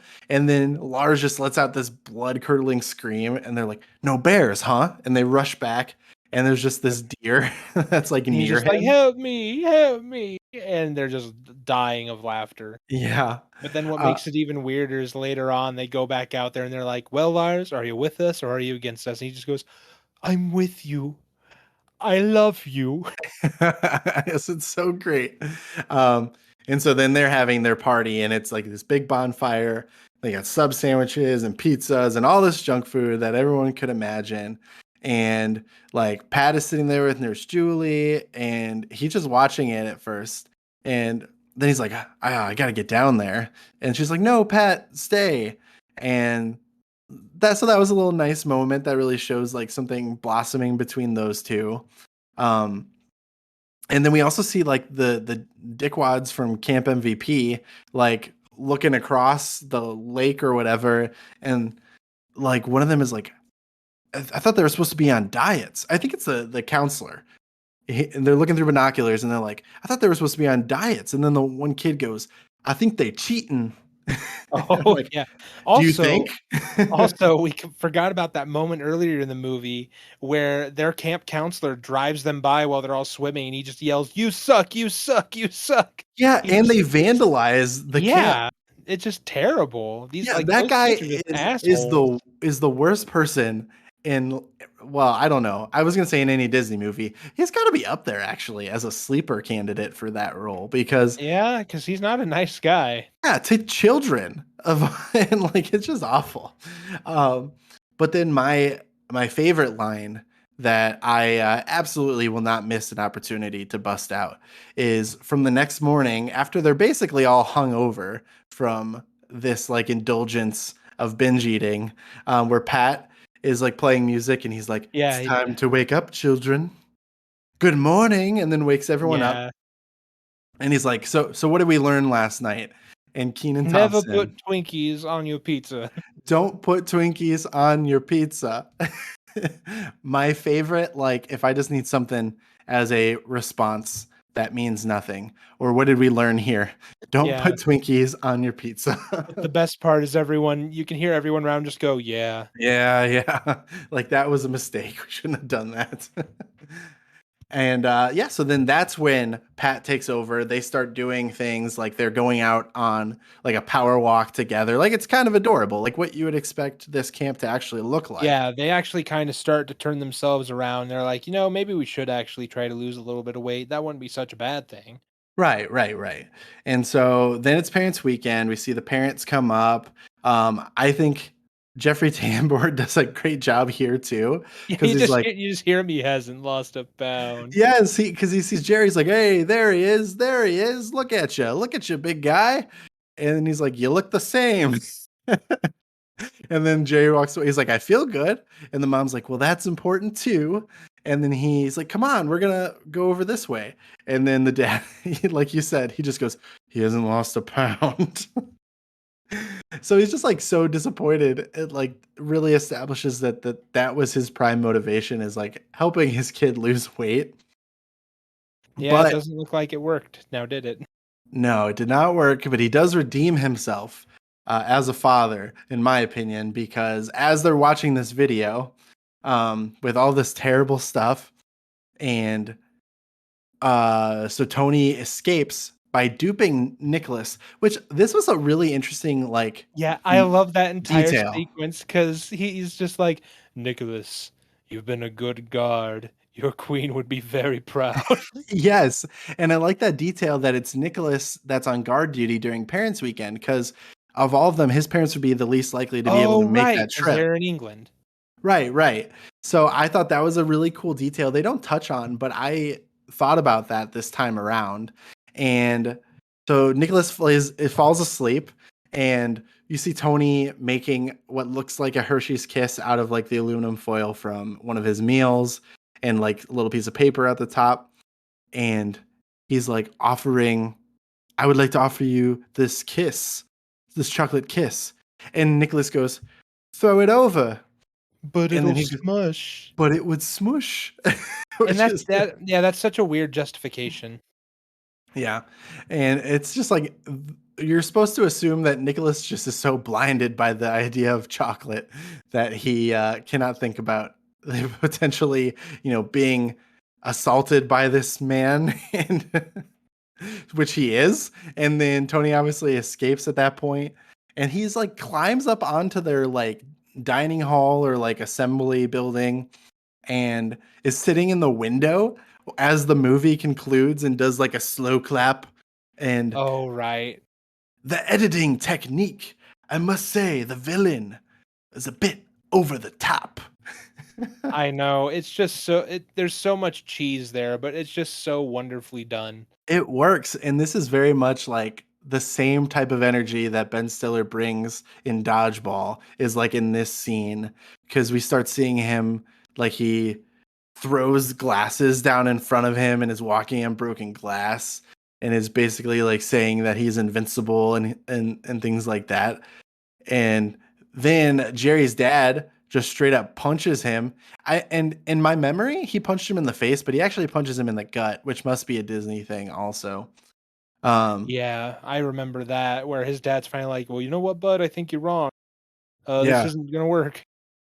Well, because the dad like Jerry stands up on the table and he's like, "No, you're done. Like now all these parents, you see what we've been dealing with. Like this guy is crazy." And he's like, "No, Gerald Gardner, age 11, 141 pounds," like quoting his like card information. Yeah, And and he's just and like, then like "I'm too strong for you," and he just starts throwing glasses on the yes, floor and yes. walking over them. And then he's just like going at Jerry. Like he's gonna straight up like attack this Yeah, kid. he was about to murder this child. But then he like challenges his dad. He's like, "So what are you gonna do about it, Pops?" And then he punches him and it turns around. I thought this was hilarious too. I wrote down back chop because it's like the same Oh, thing yeah, that he does to Josh's like legs when they're doing the sit-up thing. He does that to Jerry's yeah, dad, and he like on just his back. absolutely collapses. Yeah, and he just drops down. So eventually, like they realize this dude's insane and they need to get the cops out here. And so the cops come and take him. And his dad, Tony Perkis Sr., who you might know as the light fixture king. Oh, right. He has to come pick up Tony, and as he's talking, he's like, "Oh my god, I never understood this kid. Oh, wow, wow, my daddy never hugged me." Just he's just so mean. Yeah, Like, you he's like, just see where it comes from.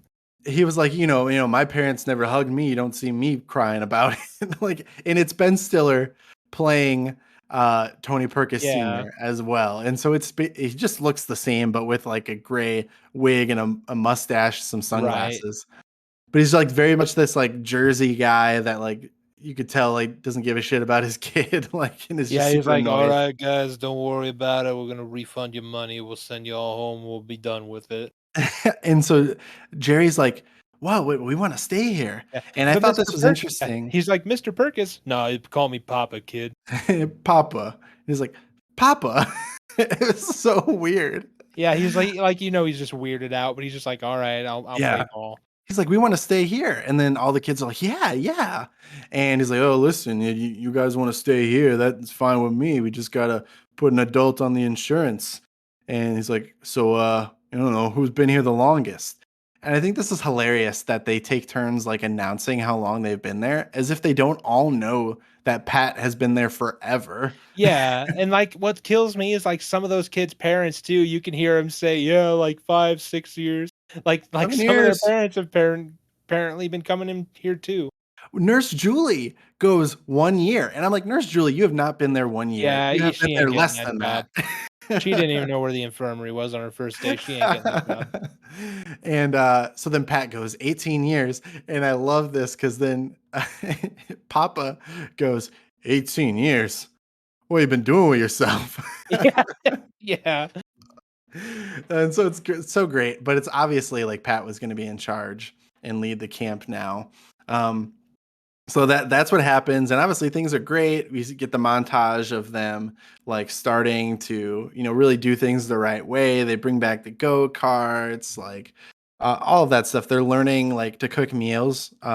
Nurse Julie is also uh, trained enough to teach nutrition or something like that, and so it's really cool. It's just an extended portion of what we had already seen, really, but now it's all legit without the kidnapping. Which leads us to the annual showdown, the Apache Relay with Camp MVP. Which I think this is an interesting idea. It's good that they balanced it out because it actually does seem like a feasible thing where it's not just all physical challenges, that there is some stuff that's luck based or some skill based stuff. Um, Right. as opposed to just like running or rock climbing or even throwing a football, which they clearly try to show that the jock kids are better at. Because it does feel like it could be won, but it hasn't been. So they've never won this relay. So it's a big thing, big conclusion to the movie is the Apache relay. And I think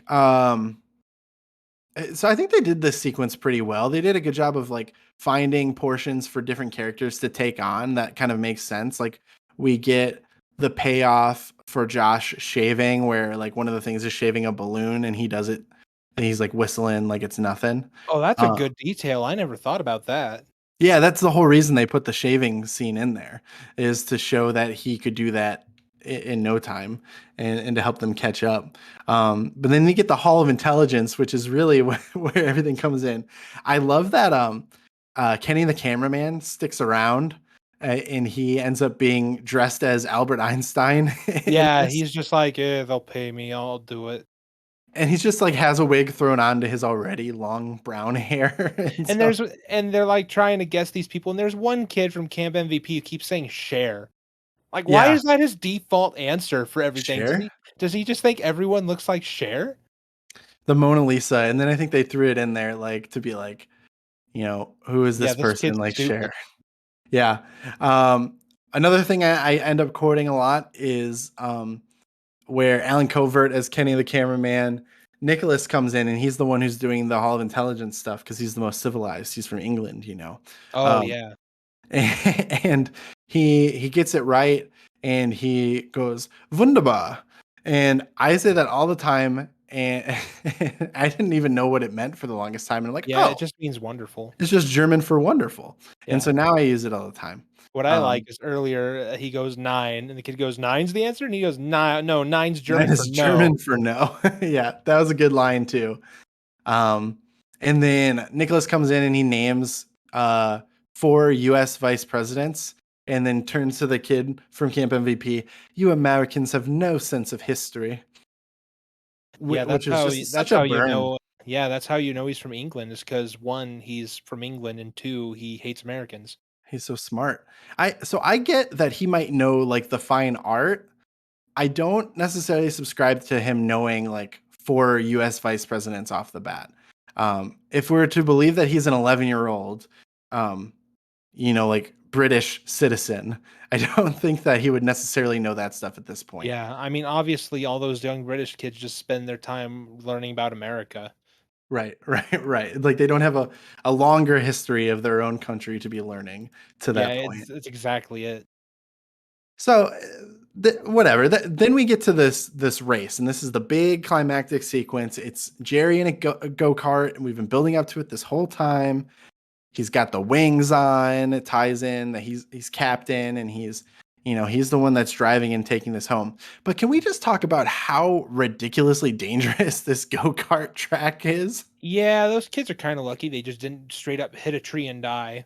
Yes, they've got these aren't even basic go-karts like you would imagine at like, any indoor go-karting facility. Like this is an outdoor like borderline ATV like souped up go-kart that they're going on this track through the woods, and there's all these trees they could easily run into. They're going along like the shoreline on like a bridge even that they could just tip over, and like the one is caged, has a roll cage.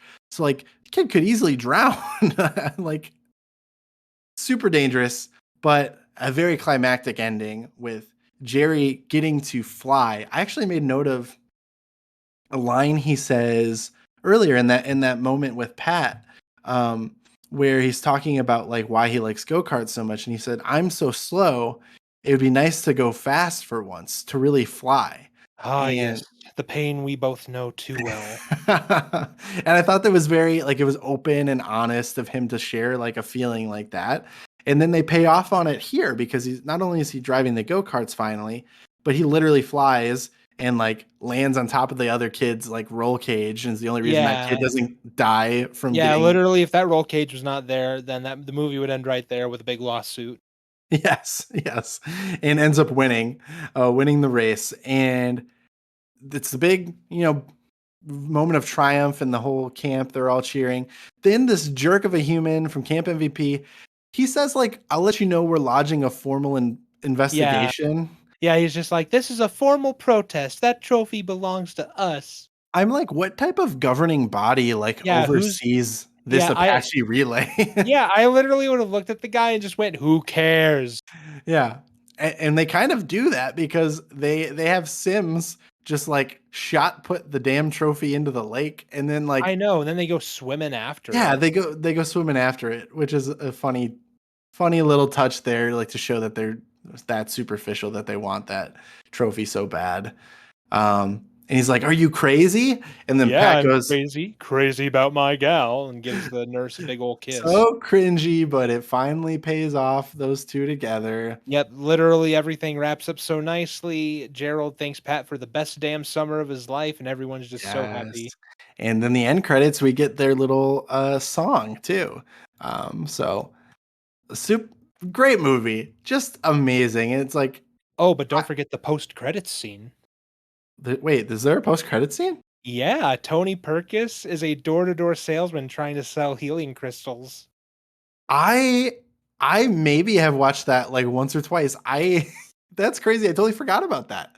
Yeah, honestly, I forgot about it too until I was reading Wikipedia literally right now. That's funny.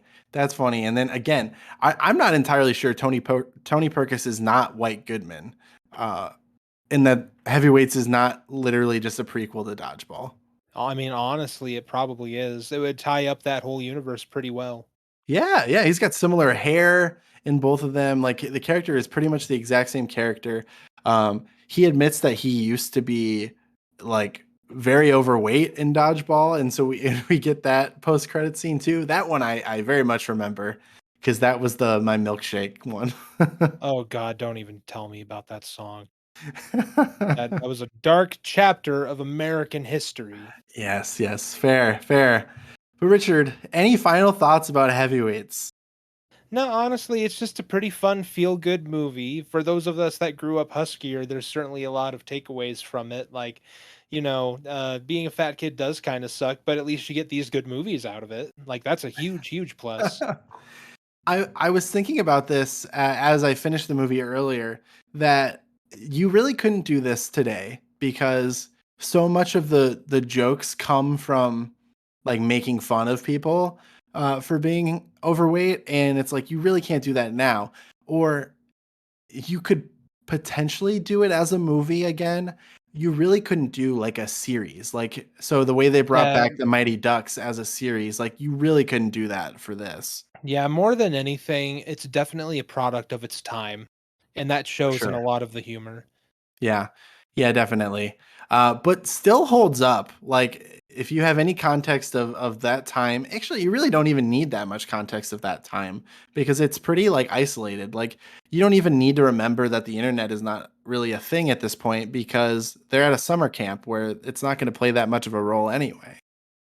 Yeah, exactly. But a movie that definitely holds a special place in both of our hearts. I had a blast talking through this. I think we talked for about as long as the runtime of this movie, so could Yeah, be a great honestly, companion piece if anyone wants to revisit that movie and just have the podcast playing which you alongside it. should. It is on Disney Plus right now. It is on Disney Plus, so let's not pretend like you don't know someone that has Disney Plus, or if you are the one who's being leached off of. Um, Yeah, at the very least, you could pirate it. Disclaimer: I do not endorse piracy, neither does this podcast, but you could always correct. pirate it. But great movie. Yeah, highly encourage you to see it. If you somehow have not seen it and somehow listened to all of this, I think it's still worth watching because there's a lot of really good performances. I think you touched on that in the beginning, Richard. Like, Yeah, it's not it just that there's great writing from Judd Apatow. It's not just that, like it's a real good feel good family movie that has, good messaging throughout. And is some over the top kind of absurd humor, but like the performances really sell it throughout. yeah, absolutely. I will say, if you have never seen the movie and you just listen to this, then you're probably wondering, what the absolute fuck are they talking about? In which case, you should go watch the movie because it's a good movie. Yep, absolutely. So that's your homework assignment. If you listen to this, haven't seen it, or just if you're due for a rewatch, which you might be, go check it out. I don't think that you'll be disappointed. Still holds up, like I said. But thanks for taking the time to have such a long conversation with me, Richard. Oh, absolutely. For a movie like Heavyweights, it's totally worth it. Absolutely. So, we're going to take another break here halfway through the episode. When we come back, I'm going to be joined by Isaac, aka InfernalGriffin, finally talking some video games as we dive into the Assassin's Creed franchise. And we're not going to mention the Assassin's Creed movie. All right. So, we are back, and this is a conversation that honestly I feel like is well overdue because the guest that I have joining me today, you know him if you've been following the show. It's Isaac, aka Infernal Griffin.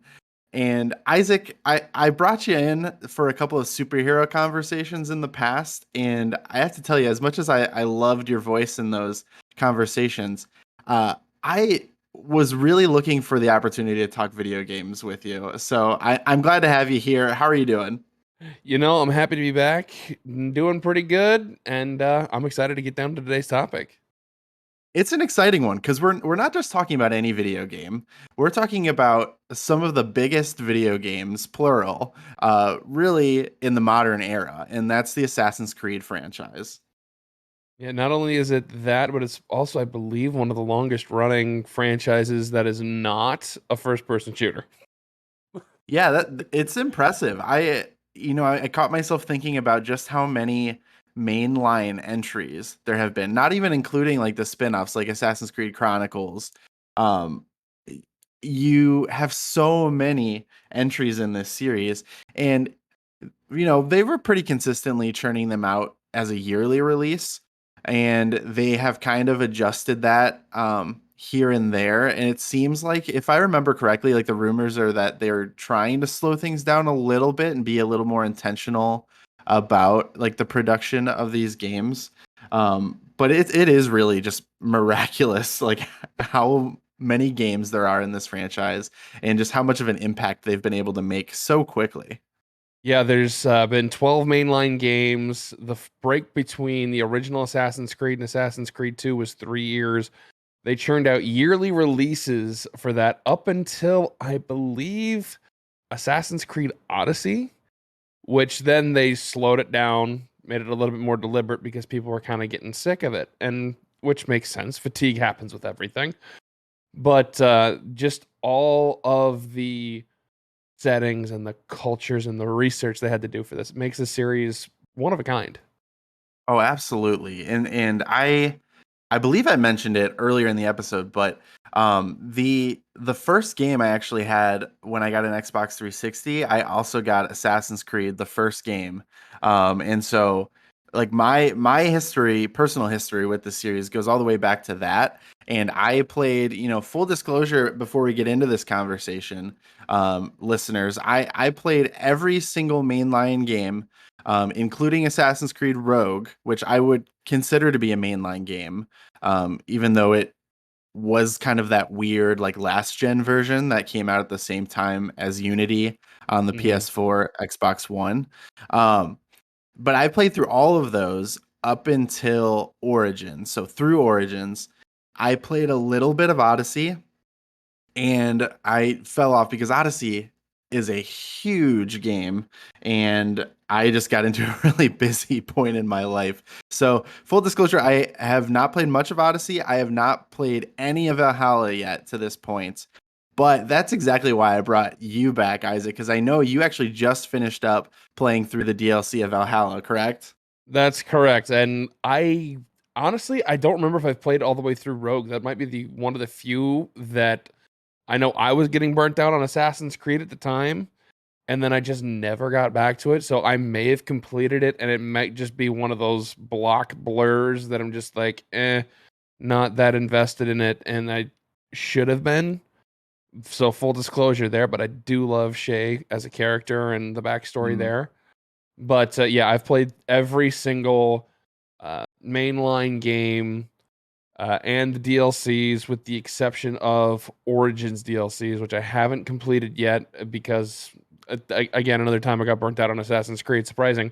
When you're sinking, starting with Origins on, really, I think I averaged about 150 hours plus in Yeah, each that's of the last insane. 3 games because they're just so huge and there's so much to do. And I'm full disclosure, I'm a completionist when it comes to some of this stuff. So there goes the time sink. Exactly. Yeah, that's one of those moments where like I know myself and I have completionist tendencies. Like it's certain things I know from the beginning, like I don't care about and I won't try and do them. But there are definitely some things that I really enjoy the satisfaction of like checking off a list. And Assassin's Creed has a lot of those types of things and a lot of collectibles that are cool. And so that contributed to me kind of falling off um, around Odyssey. And also like I tried to jump into Odyssey right after finishing Origins.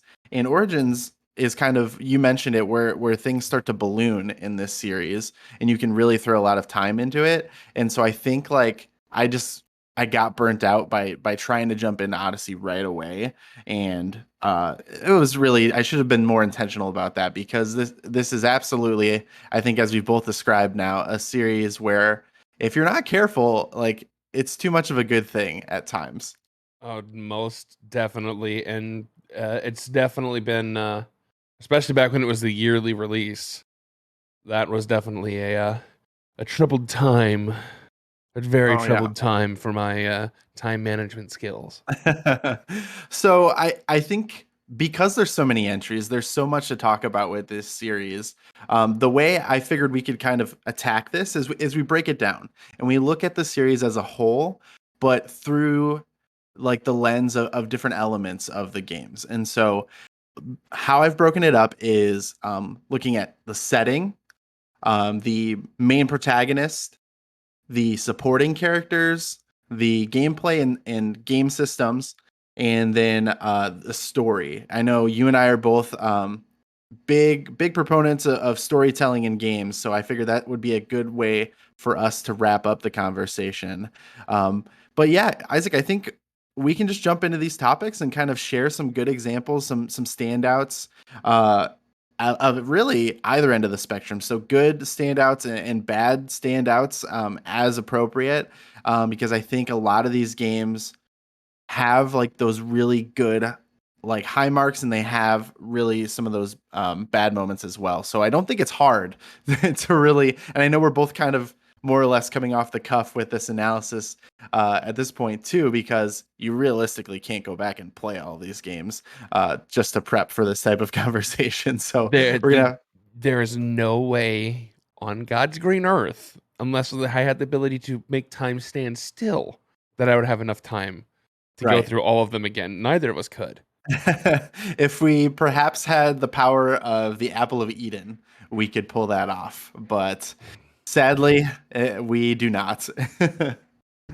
So let's get into it. Let's start with setting, and I I'm gonna actually throw this into disarray, perhaps right off the bat, because Uh-oh. the number one that kind of stands out to me. Well, I think there's two that kind of tie for me, and I'm gonna share the first one because I think this is the one that might get people a little riled up, and that's Assassin's Creed Unity, and its depiction of France. The French Revolution. Very interesting time. Very interesting choice. Yeah, so realistically, like where my rationale comes from this, and I know this game, like it's notorious for all of the bugs that it had at launch.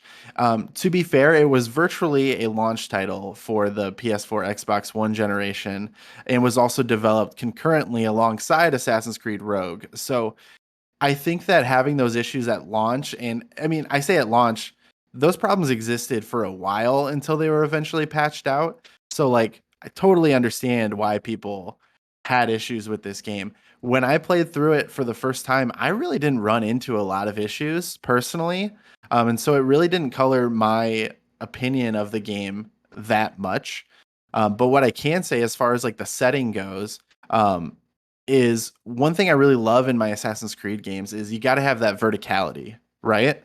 And if you're going to be climbing, you're going to be, jumping off rooftops, and you're going to be like gliding from rooftop to rooftop in certain cases. And in this one, they actually introduced that you can free run down the side of a building, which I thought was a really cool mechanic as well.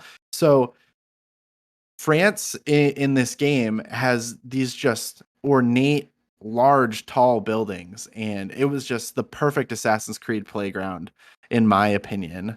Um, what do you think about not necessarily Unity as far as the setting goes, but is there a standout for you that was a really positive setting overall? I've got a couple as well. One that might be your second as well, but the one that I honestly enjoyed the most, and it's one you haven't played yet, or at least played a lot through, and that was Odyssey. I am a huge Greek lore nut. I love the stories of Athens and Sparta and the mythos and everything that surrounds ancient Greece as a whole. So getting a chance to see it recreated through the lens of the Peloponnesian War was just stunning. The mountaintops are high. If you want to talk about climbing, just start climbing some of those mountains. It was really, really interesting. And then just being able to sail across a very large oceanic environment. Now, I know obviously things are shrunk down as opposed to scale because of reasons. You don't want to take forever, but Right. but just Greece as a whole, it was so beautifully done. And So this obviously is a later era too, so it's all the free running and everything has already been established for gameplay, and it's just beautiful, and I love it.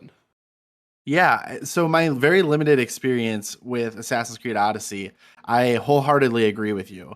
That was my number two, Oh, because I'm just like you. I love like the Greek, not only the real life Greek history, but Greek mythology, and just like the setting overall is beautiful. Like Greece is one of my top like travel destinations for when I'm actually able to do that type of thing.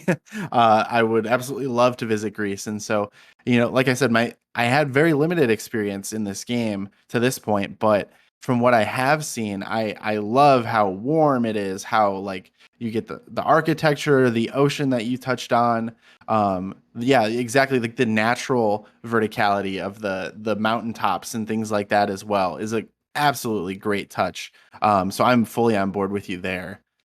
Yeah, and then my second one is actually going to be Renaissance era Italy, the primary time frame of Assassin's Creed 2 and Brotherhood, which by most people's accounts are probably overall the best two games in the series.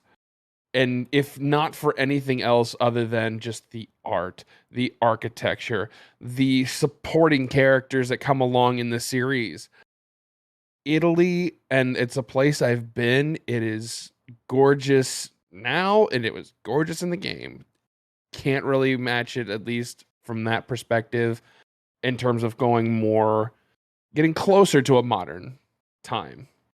Yeah, absolutely. I completely agree with that. I think both of those games, like you said, are like pretty universally renowned as at least some of the top games in this series, specifically Assassin's Creed 2 and Brotherhood.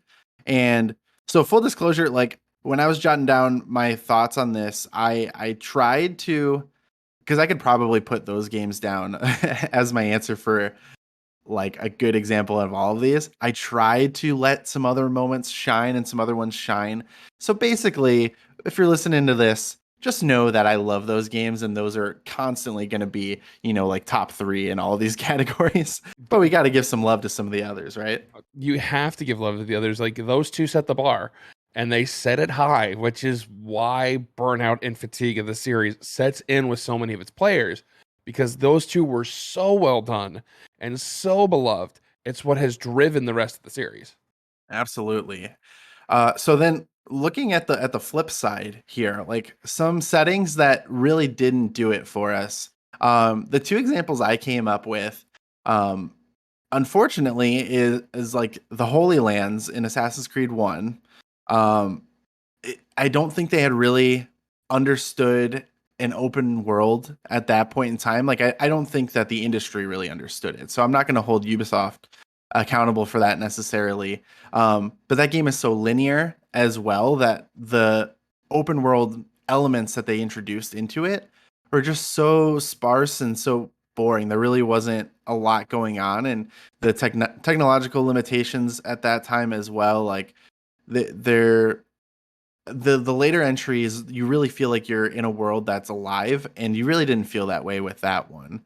And then as far as my other one, um, I unfortunately I think it was the Americas as shown in Assassin's Creed 3. And I think it's just the complete opposite of what I was talking about with Unity, in that there's just really no verticality in Assassin's Creed 3. Like they had to introduce the tree climbing mechanics to make it work, and even then, like to keep it realistic, like these trees aren't so tall up as high as like the tallest towers in some of those earlier and later games. And so that one really suffered, in my opinion, and didn't do it for me. Honestly, those were the two that if I were to pick any, I would also agree with. They're just now Assassin's Creed, the original. You can't really blame them much for that. That was the first toe dip in the pool, the Right. first kind of attempt to get it kind of off the ground. So I don't give as much detraction for that because it started the entire thing. It started the quote unquote IRL story of the main protagonist of the series, Desmond Miles. It had so much to kind of set as a good foundation. And they realized, oh, linear, it doesn't work that great, at least in terms of trying to do an open world setting. But then three, there's so much that could have been done with it that they really didn't use, that it's kind of disappointing. Like I honestly think they could have, if they really wanted to, they really could have expanded the amount of area you could have used, like not just limit it. In that case too, I believe it was New York, Boston, and the quote unquote frontier was what they limited it to. And that is a little bit disappointing when, obviously as Americans, we know at least the quote unquote important parts of our history that is taught through school, or if you've gone through your own deep dives, but then you don't get to explore the stuff that happened really further south than New York. And that's kind of a bummer. You don't get to experience maybe like a Continental Congress type of thing in Philadelphia, or anything that might have happened, south of Pennsylvania. It's a little bit of a bummer and a letdown. And then, yeah, the no verticality, which is kind of makes sense for the era, but it's very limiting. Yeah, it totally does make sense. It just doesn't it wasn't consistent with what we had come to expect from Assassin's Creed to that point. The first Oh, yeah. four entries had all given us these like, huge towers to climb up, even the first one. And 3 all of a sudden is just very, it's like one story buildings is the trend at that point. And the The other thing tallest too, towers were churches. yeah, right. The other thing too with Assassin's Creed 3 is it also really couldn't benefit from like sea exploration, because although that was where they introduced like the ship mechanics for the first time, it was very limited. It wasn't like built into the game the way it was for Assassin's Creed 4 and subsequent entries. Yeah, they hadn't quite fleshed it out yet. They were kind of giving it a test run, and boy, did that pay off later. Absolutely. So they had some interesting, elements that could have been expanded on, but I think they were still trying to figure out what to do post Ezio at that point. And so Assassin's Creed 3, unfortunately, ends up being one of the lower tier games, in my opinion. Yeah, it's definitely mid to low tier, unfortunately, even though there's so much there they could have used, and so much history and lore as a whole they could have used, and they just really didn't capitalize on it. Right. Good moments, but overall, a little disappointing. One, I do have the remastered version that I would like to revisit at some point, but obviously, like we've already touched on, that's a tall task sometimes. So we'll see if I ever get around to it. But moving on, you mentioned Desmond Miles, and I want to have a little conversation about I think the term you used was the IRL protagonist, because not only do we have Desmond, um, but we also have Layla, and then we have like the nameless like worker game tester like people that they use to fill in the gap between those two. That was like a really weird thing that Ubisoft ended up doing. What's your Yeah. take in general on that element of the Assassin's Creed story? It's been interesting how they did it. Excuse me. Sorry, I had a little bit of a cough there. But Desmond's story was neat, I thought. And they basically, what was it? I think that was they crashed down like 3 months of quote unquote history into 4 games, which to me in the IRL timeline, because it was all focused, I believe, from like September to December of 2012 is when that is supposedly taking place. Hmm. But seeing the character development of Desmond and the team around him was neat. The nameless worker was kind of awkward, but part of me thinks that might have actually been Layla before they decided that it was Layla, if that makes Ooh, okay. sense. Okay. That's kind of the rabbit hole I've kind of ran with, because to me it makes sense. I don't know if it makes sense to anyone else, and I don't know if there's any information out there to confirm that or whatever. I haven't looked into that very heavily. But then Layla's story, of course, I just finished Valhalla, so her story unfortunately does not last as long as Desmond's does. It's a lot more interesting and filled with a lot more unique elements, but it Hmm. didn't last as long as I'd hoped, because Layla as a character was very interesting, I thought. Yeah, I agree with your opinion on pretty much all of that. I actually loved Desmond in the first 4 games, because he started obviously in AC1 and then went through the Ezio trilogy, and then his story concluded in Assassin's Creed 3. Um, and so I loved that side of things and learning more about like that modern day lore. And I always thought that they were building the series to eventually take place in modern day. And they gave you some elements of that, of Desmond running around and using some of the same abilities that his ancestors had, um, and using Eagle Vision. And I know they do that with Layla as well.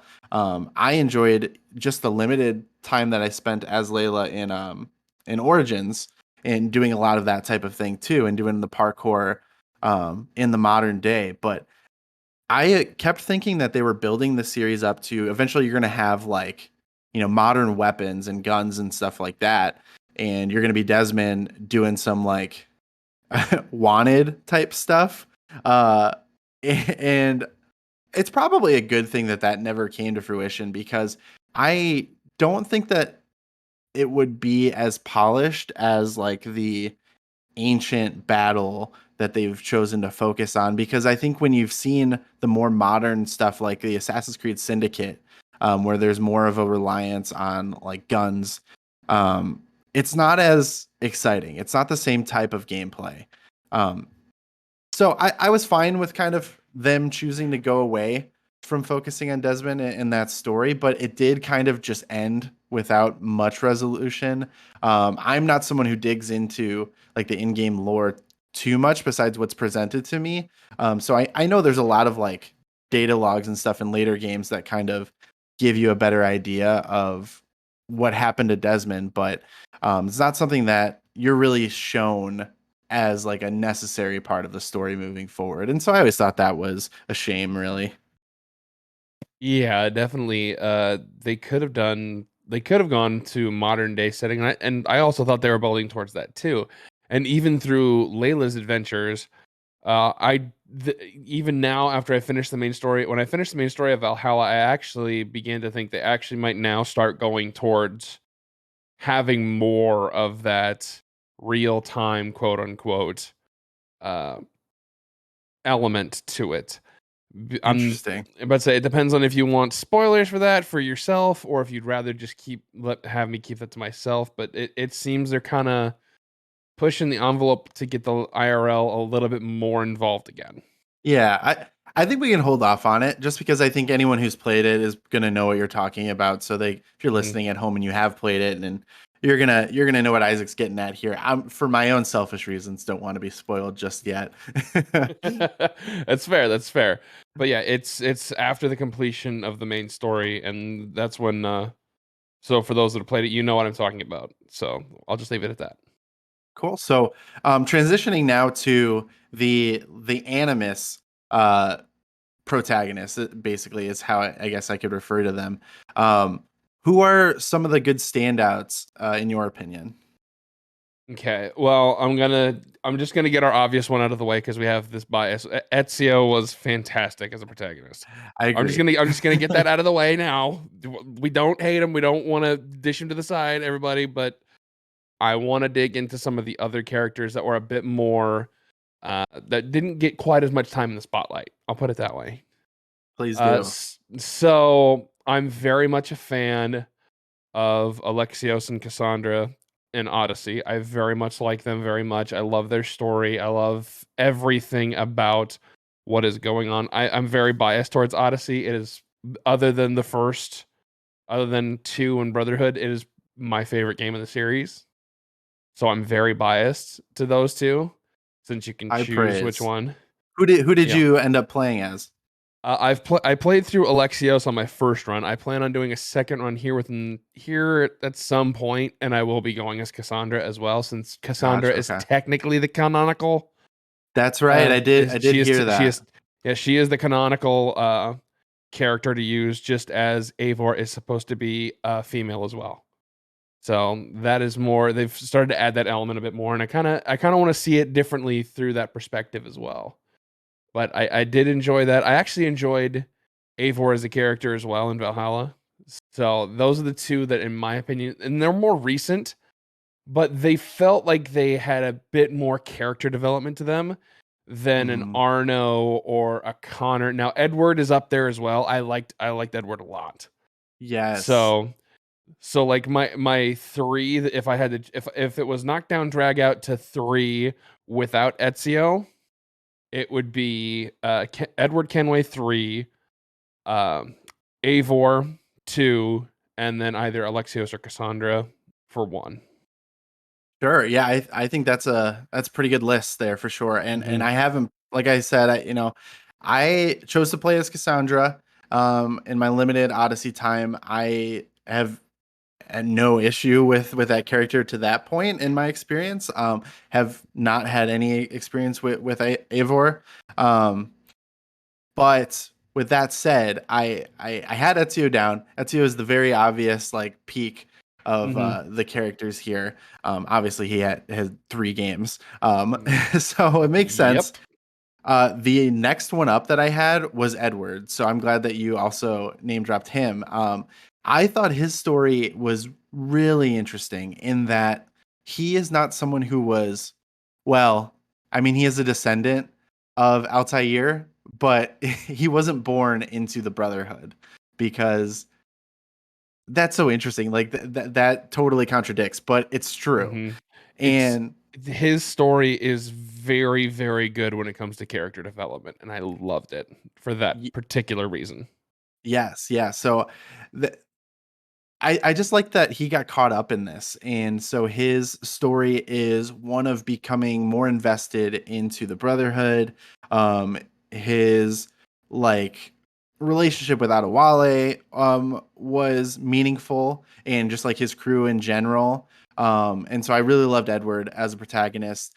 I on kind of like a second tier here that I would give like an honorable mention to. I also just want to make note of Evie Fry from Syndicate. I thought she was a really well fleshed out character where she's shown to be very cunning. She is someone who prefers to use her smarts rather than to just rush in. And I like that play style as well. So I found myself playing as Evie rather than Jacob, who is the more brute force type character in that game. So Evie, I thought was great, and another honorable mention is Shay Cormac from Assassin's Creed Rogue, who his that whole game is about Shay, who was an assassin, turning his back on the Brotherhood and instead fighting on behalf of the Templars. And so, just an extremely interesting story. If you've not played that one, you're missing out because he's one of the most interesting characters in this series, and the story in general is really well done. To use a very famous Star Wars quote in terms of Shay, you don't know the power of the dark side until you play Shay. And Shay's another one with great character development. That's the ones that I chose have good character arcs as a whole because that's what I like to see in games. I didn't think the Fry twins, they could have been so much more. Evie was very well fleshed out, and but they could have fleshed out Jacob so much better too. Yeah. That's what disappointed me there. Arno was Arno and Connor was Connor. So I'm just and then I wish we would have gotten to see more of Bayek and Aya before hmm the craziness because I feel like we missed out on so much of their character development that would have been integral to who they became Sure. in Yeah. Origins. So I think more of them have just been like missing of the mark as opposed to just outright bad. I'd agree with that. But so I really don't have any of them in like kind of quote unquote a poor tier, but like the 2 worst because I'm sure we're gonna go there for me were Connor and Arno. They're very much the same character, just in different places and different times, but their mannerisms and everything that got on my nerves were the exact same, Well, it's and interesting it you drove say me that nuts. because through Unity, it, that was when they were sticking with like Desmond's bloodline to that point, and so they Mhm. all literally had the same face, with the exception of Edward for some reason. They all were Yeah, like the that's same right. model. That's right. I totally forgot about that. Like they But made yeah. Edward this like sandy blonde beach boy, but Mhm. everyone else literally just looked like Desmond, and Yeah. it was They did it get was a little weird. lazy on that. I totally forgot about that. But like, yeah, their mannerisms were exactly the same. It's like I know they're from the same bloodline, but geez, Louise, you didn't have to make Right. it that obvious. I think your choices for poor representations are spot on. Arno, I think am softer on him. I guess the best way I would summarize Arno as a character is like if you took the playboy romantic side of Ezio and just made that a character, like that's Arno. To the point where Yeah, there's really I not much called him a substance. lovesick. I called him a lovesick puppy. Yes, that's pretty accurate. The the It's yeah, two the two that I had the biggest issues with were Jacob. I thought Jacob was just this brash, cocky character that was just not what I was looking for. And to their credit, like they did really just take an Assassin's Creed protagonist and split it in two to give us Jacob and Evie. And so I understood what they were doing, but I think hmm in doing that, they really made Jacob a extremely weak character, and they made Evie pretty good. And so most of the elements of a good Assassin's Creed protagonist, I felt like more went with Evie's personality than Jacob's, and so that didn't work for me. The other one you also mentioned Connor, and Connor is just like he's notoriously just so boring. They really did not give this man like enough of really a personality at all. Like he is really the most like nameless, blah. just like yeah, exactly, He's just exactly. so blah. It's like he honestly, I think he would have been Arno had he actually had a love interest that he was chasing and didn't have time to actually flush out. Right, right. But like that's why I thought those two were so similar because their characters and their mannerisms and everything were so similar. It's and I know they did that on purpose. They had to have. You don't do that unless you're meaning to do it on purpose. I hmm would at least I would hope. If that was a complete accident, oh dear God. Yeah, no, I think they were intentional with how they were trying to frame their characters. I think those were probably that was the weakest stretch though. It Well, I was. won't say that because Edward stood out in between Edward those two. Edward and Shay broke Right. those up a little bit, which helped. hmm For But sure. yeah, those two particular games were probably the weakest as a whole. Yeah, I'd agree with that. I think, and as we continue into this, I think that trend is gonna continue. But let's shift gears, stick with characters, but kind of the characters around the protagonist, so the supporting characters. And again, I'm not really focusing on like the uh, IRL supporting cast because we see a lot of the same faces like that are with Desmond and then carry on even to Layla's era. Um, but I mean, like the other characters, there's a lot of names from history that pop up in these games, and so it's always a treat to see some of that. I'm gonna go ahead and share my top two, and so I'm gonna say the Ezio trilogy as a whole here because they absolutely kill it with the Renaissance era, um, just like historical figures, and Leonardo da Vinci being like the biggest one, in that he plays such a key role in that story, which makes it so interesting.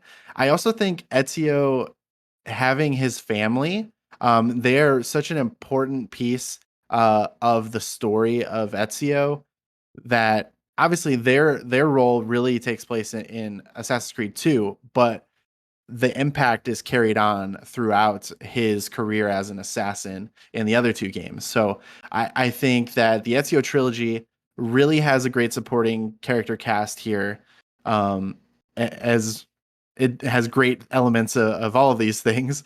And then the other one, I do want to give a little bit of love to Assassin's Creed 3 here because, and this might just be, American bias, to be honest, but it's so cool seeing like all of those like American revolutionaries and Ben Franklin. They made this whole alternate history with George Washington DLC, like Paul Revere, all of these names that like we grew up studying all these people, and then to see them in my video game doing like cool things was really fun. So I will give AC3 some credit for that. What are some games that had some good supporting characters for you?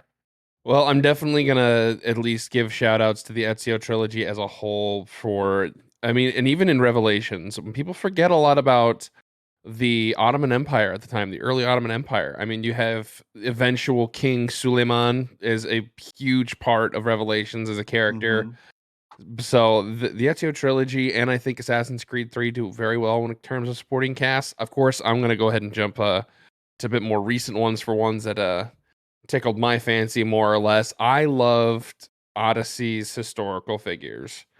You get references to Socrates and Hippocrates and Pericles and Herodotus and all of these famous, at least in terms of when it comes to history, writers, doctors, philosophers, politicians, even you just get these references to and callbacks to from that era is just amazing. Um, Origins does a good job with it as well, with the callbacks to Julius Caesar and Cleopatra and Ptolemy and all of those particular royal lines that are at conflict there.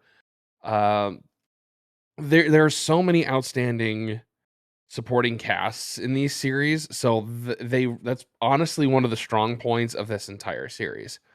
Just to see him, because even in Assassin's Creed 1, you had King Richard III, the Lionheart, during the Crusades. Uh, there's not as many known ones in Assassin's Creed 4, I believe. Like you have references, obviously, to the pirates Yeah, with of Blackbeard and yeah, Blackbeard and Black Bart and all of the it's more references to the piracy side of things as opposed to actual historical figures. You don't really learn much about pirates, so that got a lot of people excited. Unity had great supporting cast with Robespierre and Napoleon and a few other major players during the French Revolution. Syndicate's Victorian era England. You want to talk about something that's chock full of supporting characters? I mean, you're talking. There was Karl Marx was involved, Charles Darwin, Charles Dickens, Queen Victoria, and then one of the earliest forms of like I forget what his name was. Oh, it's the detective. You're like the first one who really went deep dive into undercover detective work in England, and I can't remember his name for the life of me. But there's the supporting casts for all of these are so well fleshed out. It's hard to really pick one that's outstanding unless you are extremely biased or just really love what's going on. So Odyssey really did that for me, and all the Greek historical figures, because as I've said before, I'm a Greek history and mythos nut. I just love it. Yeah, I think that's fair. That's totally a fair assessment. And I am inclined to believe that if I had played through Odyssey, I'd probably be right there with you, because of just how much history, like ancient Greece was the birthplace of so many like modern ideals and ideas in general. In general, um, that totally makes a lot of sense. Um, were there any? Well, I don't know because I think you did a good job covering why there really aren't any that were super disappointing. So I think we're good skipping over that personally. I actually think it'd probably be a good time for us to take a quick break. And then when we come back from that break, we'll jump into the two big heavy hitting elements of any video game. I'm talking about gameplay and story. So stick around. We'll be right back. Okay, so we're back and we're going to be talking about gameplay elements. So obviously, very key when you're playing any video game is how it actually plays. And so I think what's interesting about this series, Isaac, and you correct me if I'm saying anything that's totally off base here, but I kind of feel like there's a few eras of gameplay. Even though this was a yearly release for most of its life, um, it it very much has like evolutionary steps. Is probably the best way I could put it. So you have AC1, which is very linear, as we touched on previously. but it still has like the seeds of an open world there. And then I think they really kind of refined that idea with the Ezio trilogy, but still kind of the same throughout those first 4 games. And then I think they shifted a little bit more, and you start seeing like the sea travel and like sea battles and things like that um, between Assassin's Creed 3. Then you get Black Flag, Rogue, and I think those ones, like I think that's like the Americas trilogy is kind of how they're referred to, are also another step there in gameplay evolution. The next step I would say is Unity and Syndicate, where they're doing kind of like a more modern take on that classic style of those games, but adding more customization into the mix and things like that. And then finally, starting with Origins through Valhalla, as I understand it anyway, is the more modern, extremely wide open world type of gameplay that is more common in today's games. That sound kind of on track to you? Yeah, for the most part. Yeah, the from Assassin's Creed to the Ezio trilogy to the Kenway saga, then to the Initiate duology, which is how they refer to as Unity and Syndicate, which I'm guessing refers to our mystery character that we have no idea who the heck it is. And then to the Layla saga. Yeah, it just all kind of it ebbs and flows. And anyone who's played, and if you've played any of these games recently, especially if you played the original Assassin's Creed, you know how clunky that is now Oh compared man, to it's what it rough. was. It is really rough. But I could even argue by today's controller standards, even the Ezio trilogy and the Kenway sagas are rough just because of it's very still, I believe, oh, how was it? It was like Y was technically like anything that had to do with the head. X and B are your arms, and A is the legs. Is kind Oh of how god, they. I totally forgot about the Ezio baby sequence. Yep. Well, and even just how they describe the powers, even because like your eagle vision was Y, your or triangle, depending on your console of choice. I have no idea what it was on PC. I haven't played it with PC controls. Sorry, gang. I'm just gonna full heartedly admit it. I haven't done it yet. I've got it installed. I've got it ready. I just haven't done it yet. Uh, but then they evolved to a bit more free running style in during the Kenway saga, and then they kind of brought back a little bit more of the old style, but mixed with the free running. And then they went true blue open world with the last 3. So it's been definitely an evolution along the way. Yeah, yeah, totally. And I can appreciate that they have very clearly like made those strides to evolve with the times and to make a game that is um just fits the time period in which it's released. And so there are some clunkier, the older ones are clunkier now. I think AC1 is probably primed for a remake at this point, which I would be all Surprised they on haven't board done with. it yet. Right? It, Mm, it, it seems like a no-brainer. And maybe if they weren't still trying to figure out the plan or like with the new sequel, like maybe they would go into that. Or if they had an additional studio that they could throw that IP to handle it, which I think is how most studios are doing remakes these days. Maybe that would happen, but I do think that original system is so antiquated at this point that it is really tough to go back to. Um, and yeah, you're right. Like really, I will say my preferred gameplay style of these is that Unity Syndicate style. Personally, because I honestly I just get super intimidated by all of the stuff that you can get into in those the 3 modern ones. And it's just total personal preference. I think that offers a lot more customization and things like that for players, which I appreciate. Sometimes I like to have a limited amount of customization though, and so that I'm not stressing out about those types of things. And I already mentioned kind of my completionist tendencies, so narrowing my view a little bit helps combat that and makes me feel a little bit more accomplished without having to sink a lot of time into the game, if that makes any sense. Yeah, I definitely understand that because I know I have my own completionist tendencies, but then I've also got the ADHD tendencies that are just like, ooh, let's go. and completely willing to just frickin' sink time, energy, and eventually money into these games. And it's just, I actually like the open world style. Even though it makes me sink like 200 hours into these games, I really love it. I love all the extra stuff you can do, because there's nothing like seeing like check marks or gold outlines saying you did everything you could here. And most of the time when you do that, you get an achievement. So naturally, as an achievement hunter, uh, it's always nice to get that to come across too. Yeah, I do think that like I don't think the modern era ones are bad. I just think personally, my personal preference is like that one step back to. I did like the way that they started introducing like the full customization of even like equipment and weapons starting in Unity.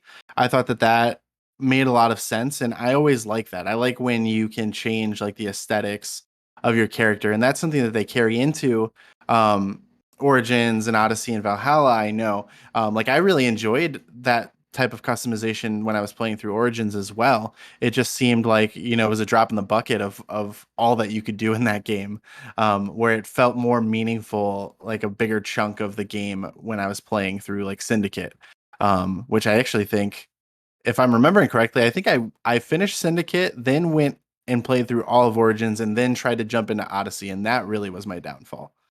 That definitely sounds like a downfall situation. But yeah, the customization just from the skill trees, which is where they went with in. I don't remember if they did that in Origins or not, because I that's think they been. had like the start of skill trees, like in the Mhm. basic form, all the way back in. I think Brotherhood was when they really started to do that type of thing. But then it became more branched, kind of as the entries progressed. So like Origins, it really ballooned into Yeah, I kind of think. what we're more used to now. Yeah, I think they introduced skill trees as actual separate skill trees in Unity and Syndicate. Again, very light, kind of as we touched on. It was more customization of equipment than it was actual skills, because Mhm. they were still using the game of, oh, you're going to learn this skill as you go, going on. Right. And then they actually introduced skills and abilities in Origins and used the trees for that, which I actually didn't mind. Of course, my favorite is still Odyssey's Spartan kick.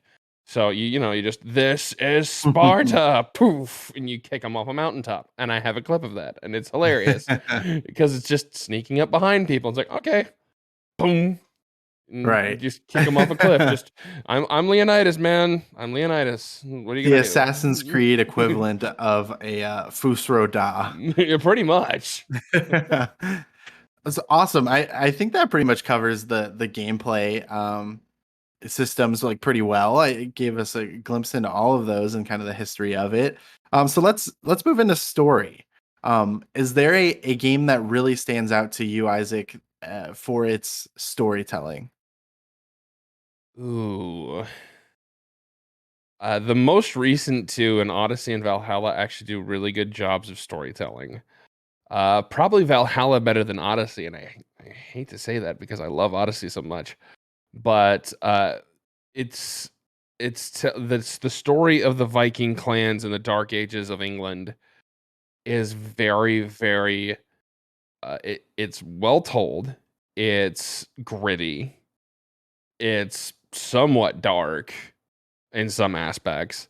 Like, it's not dark in the aspect of, oh, it's dark outside. No, it's just like it's the ideals of like honor and betrayal and alliance building and everything that goes along with all of these people coming from a different country, settling a new land that is a bunch of warring kings, and you're trying to take control of it all, or at least have everybody under your thumb. I always kind of found that interesting. Kind of seems like a House of Cards kind of thing. Yeah, I was thinking Game of Thrones as you're describing it. Yeah, yeah, Game of Thrones would definitely be worthy of that as well, and maybe that's That why I sounds liked it. super interesting. I have had Valhalla. This is super embarrassing. I literally bought that game when I got my PS5 at launch, and I still have not fired it up, and mainly because I want to finish Odyssey before I do that. Um, but yeah, I mean, the way you just described it makes it sound like a pretty great story, and that's something that I'm definitely a sucker for in my games for sure. So I'll definitely have to check that one out. And Odyssey's story is no slouch either. I mean, you get the story of a family separated through very you've gotten through how far have you gotten in that before I go diving into this? Not very far, but Like, have you this one I gotten don't through mind at least? spoiling. Have you gotten through like the first area where you've met the Wolf of Sparta and quote unquote taken care of him? Have you gotten through that part yet? Because that will be I may have. I honestly don't even remember, but like, okay. So if you don't mind me spoiling, I'll just go ahead and do it. So the Wolf of Sparta is your quote unquote father, not actually daddy, but that's a whole nother can of worms. But the man who raised you, Nicolaus of Sparta, he's a general. He's the Wolf of Sparta. So when you were a child, when whichever character you choose, whether it's Alexios or Cassandra, the cutscene plays out the same way, except it's either a daughter or a son. The Oracle, who is under the thumb of the cult that is pulling the strings in Greece, said that newborn child of Nicolaus and Marini is going to be the downfall of all of Greece. So they toss him off the mountain as was Spartan tradition. And then as a result, your main character shoves one of the I'll just call him a freaking. It's basically a city council equivalent. So you shove that person who is holding your sibling off the cliff, killing him. So the natural retribution is, well, now you get to be thrown off the cliff, but you survive, and then you end up on Kefalonia, and your story you grow up and your story starts. So it's an entire backbone on that entire broken family situation. It is really nutty, but it's also kind of cool if it makes any sense because it's what drives you on this adventure. hmm that also sounds awesome, which is great because um, I will say that the two that I had in mind for like my standouts, one of them is Origins, and so that tells me that these recent ones have had a huge emphasis placed on storytelling and their stories in general, which I love that trend. Um, I love just like real meaningful single player experiences in my games, and it's something a lot of AAA games have kind of put on the back burner. Um, and I love that these games have all the most recent entries in this franchise still had such a great emphasis on writing a great story. Because what I loved about Origins is obviously it's doing a lot to kind of go back and be a prequel to the entire franchise at this point, and really it's not showing the literal, if I'm remembering correctly, it's not showing the literal like origin of the assassins order, but it's kind of like showing the seeds being planted and where it's coming from and where the ideology is coming from. um and I could be mistaken, there could have been something where they made a At big the deal. very end, it's Okay, towards the end okay. of the game they did. So I loved the way that they made this story about Bayek, and is it Aya? Yeah, Bayek and Aya, which they changed things like later on. That's kind of a part of the ending is that if you remember the statues from Assassin's Creed 2 inside Monterrey, they're both callbacks in there. Oh, interesting. There's callbacks in there. I don't know if there's one to Valhalla. I actually need to go in and just look at the statues to see. But Aya is represented in there, and then so that's very much the beginning of the Assassin Order, because she's the one who starts the murder of Caesar and the Ides of March and yada yada yada, is what they show in this one. And then Odyssey, it actually shows one of the DLC characters is mentioned, and you actually get to see that story fleshed out in the DLC of Odyssey. Is in That is one of those awesome. statues. Yeah. So That they is cool. I didn't even definitely, know that. I just Googled yeah, it and I'm fascinated now. yep. They finally brought those statues back into a callback. Took them a little bit, but they got there. Very cool. Yeah. So then the other standout that I had is actually Assassin's Creed 1, because I think that the story had to carry a lot for this game to eventually create this franchise, because it was, even at the time, it wasn't super polished. Like, you could do a lot of really cool things that you had not seen before. And the emphasis on parkour was huge and was such a big selling factor. Parkour and stealth elements together was kind of the big selling point for AC1 as a whole. But I also think the story that it's establishing of betrayal and of Altair's like fatal flaw in his pride, and seeing him being betrayed by his master, and essentially the Templars taking control of this war.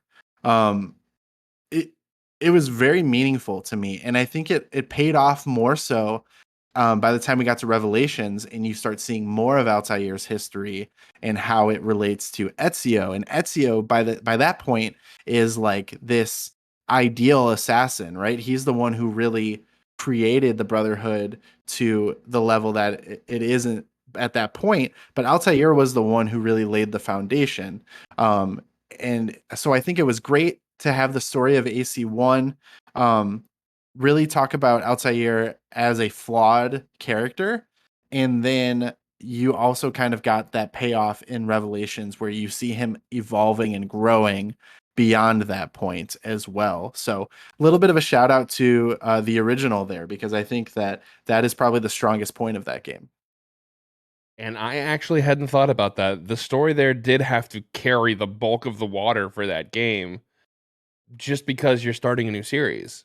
In and of itself, when you're starting a new series, if the story as a whole doesn't get people to talk about it and doesn't, and then going into the business side drive sales, well, why in the world would we continue this series? Right, exactly. And before we get into some that were a little underwhelming, I also want to give a little bit of love once again to Assassin's Creed Rogue, for its story, because it's just so unique and it's so different than all of the others. But I still, again, I will stay true to this. I would consider this a mainline entry because it still follows the same formula. However, you're just like playing from the other perspective, and you are seeing, um, like, you're getting to operate alongside Hatham Kenway, who's Edward's son and Connor's father. So you're familiar with this character, but he's a Templar, and so in Rogue, as Shay, you get to actually work alongside him. And so that's an interesting part of that story in the Kenway saga as a whole, that you get to kind of piece in that middle part there. And then the way that I did, you don't remember if you played through Rogue?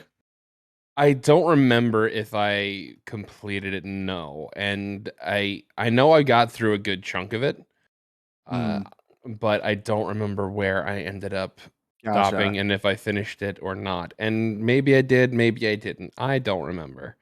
So But that was, yeah, that was a rough time. I'm gonna spoil the ending of it because I think that it was great, in the way that it tied into the larger Assassin's Creed universe. And you're Didn't going, it end up at the start of Unity? yes, it Yeah. does. Okay. So Yes, I do. I do. I that I had spoiled well before I ever played it, but mm, I actually that's saw it. And unfortunate. that was partly unfortunate, but at the same time, I'm just like, how do we get there? Yeah, yeah, that's fair, because there's so much time that passes. Like, you are playing Shay for a big chunk of his life. Hmm. Um, like, I think probably he's number And two to Ezio of the person that we've seen the most of their life. that's probably true, especially considering his probably covers an adequate time gap, or Hmm. that more or less that time skip between when you Right. play Hatham in Assassin's Creed 3 to when you finally start as Connor as a kid. Yep. That covers that chunk of time, and that is at least, what was it? There was a good, like, before his adulthood and everything. That was like at least what, 20 years? before you I really mean, got into something like that? a lot of time, because then you're going from And that I think time period. it even started a little before then because it starts sometime after the events of Assassin's Creed Freedom Cry, which was the Adiwale expansion. Mm-hmm. So it started somewhere in there, and then it goes all the way up to the timeline of Unity, which is a very large chunk of time. Yes, yeah. So like you literally will see like Connor like for the time period where Connor was a child, to the time period where Arno is a child. And this is super interesting because it totally blew my mind when I got to the end of that, because if I recall correctly, I had played through Unity before I played Rogue.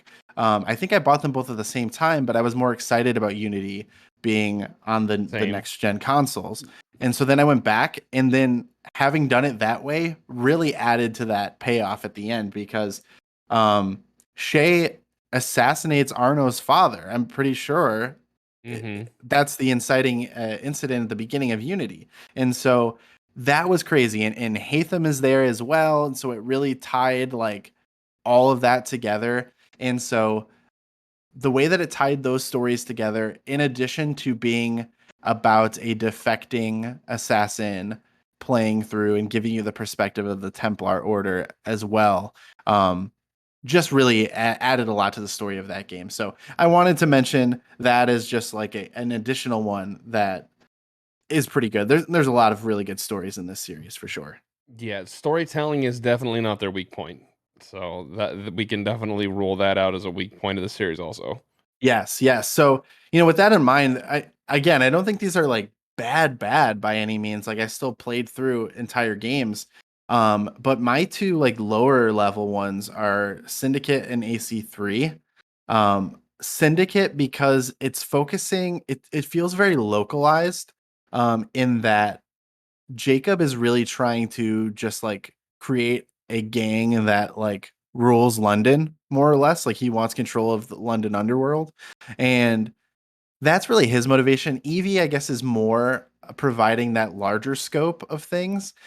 But I really don't think that got as much focus in that game as Jacob's goals did. And so that fell a little short for me. And in AC3, it really just felt like Connor like happened to be around during the Revolutionary War. Like there wasn't really too much to his personal story. I mean, obviously he's trying to like get revenge, and also like he finds out that Hatham's his father, and like so there is that, but beyond that, there really wasn't a whole lot of substance, in my opinion. Yeah, I definitely see that. Origin storytelling as a whole for me was kind of weak, actually. It just because it felt like there was a chunk missing, if that makes sense. Okay. It felt like, there's this reason that they're doing this, but you really don't understand why. Like you kind of do. It's revenge for the death of the son, and that's what led them on this entire crusade. Hmm. But like you never really got to see that point. Like you see it in a flashback, but flashbacks to me just don't do justice to actually playing through that moment when your character breaks. Like Right. when that character has that defining moment that changes them. In Assassin's Creed 2, it's when Ezio's father and brothers are arrested and taken to jail. That changes his trajectory forever. For And their uh, execution, like yeah, that yeah, and was their like so execution. impactful to like see that Yes, unfolding in front of you. yes, and there's a few other games that are like that as well. I actually think Assassin's Creed 3's early chunk was done pretty well because you see Connor's development, and that breaking point was the fire in his village that changed him. Hmm. For Edwards obviously was running into Duncan Walpole and assuming his identity for a good chunk of the game. Um, Adiwale's time, which you don't really get to play as him for, but his was actually during the Assassin's Creed 4 as well, with learning about the Brotherhood and becoming part of it. Shay's was the events in Portugal after he took the apple that was underneath that church, and all of a sudden a giant earthquake hits. and that's what made him want to switch sides. Hmm. Arno's was the death of his father figure, like the second of his fathers, basically within his lifetime, broke him again. Yeah. In Odyssey, you see it with Cassandra and Alexios when they're thrown off the cliff in the flashback, which actually was very powerful. They actually did that one well. And then Eivor's at the beginning was a part of what spurs him on. Again, it's a death of the family member again. It's Mhm. all kind of it seems very similar for an impactful moment for all of these people that lead them down their path. I felt like we missed that in Origins, or at least it missed the mark. I think Syndicate, we really didn't get to see that very well either. Like those two as those two points of the series, I think were actually part of the series' weakest run in terms of storytelling, just Mhm. because I think they didn't quite deliver the gut punch as effectively as they had in entries past. Yeah, I can see that argument for sure. I like I said, I think there's enough good around Origins that helped sustain the story for Oh, me to definitely. make. It definitely was able to sustain its own story. I just thought it was, as a whole, it was just weak. Yeah, I think the same of Syndicate. As a whole, it's weak because, like we've touched on before, it seems like all the good elements are on one side of the twins, and the other one is just this bold, brash, cocky jerk. right. That's and even Connors in Assassin's Creed 3, it was so single-minded. It was so focused on revenge, revenge, revenge, revenge, revenge. Mhm. Pump the brakes on the revenge, buddy. And like I know we haven't really talked much about like Avalon de Grand Pré and Liberation and a few other ones, but there's that. I'm not sure if I would argue that as more of a main line or a sidebar, but That's a tough one. yeah. I've not played Liberation, but that one I would almost categorize as mainline. j- if for no other reason than I know that they remastered it for home consoles. Mhm. So I don't know. That's almost like a stamp of approval in my Yeah. book.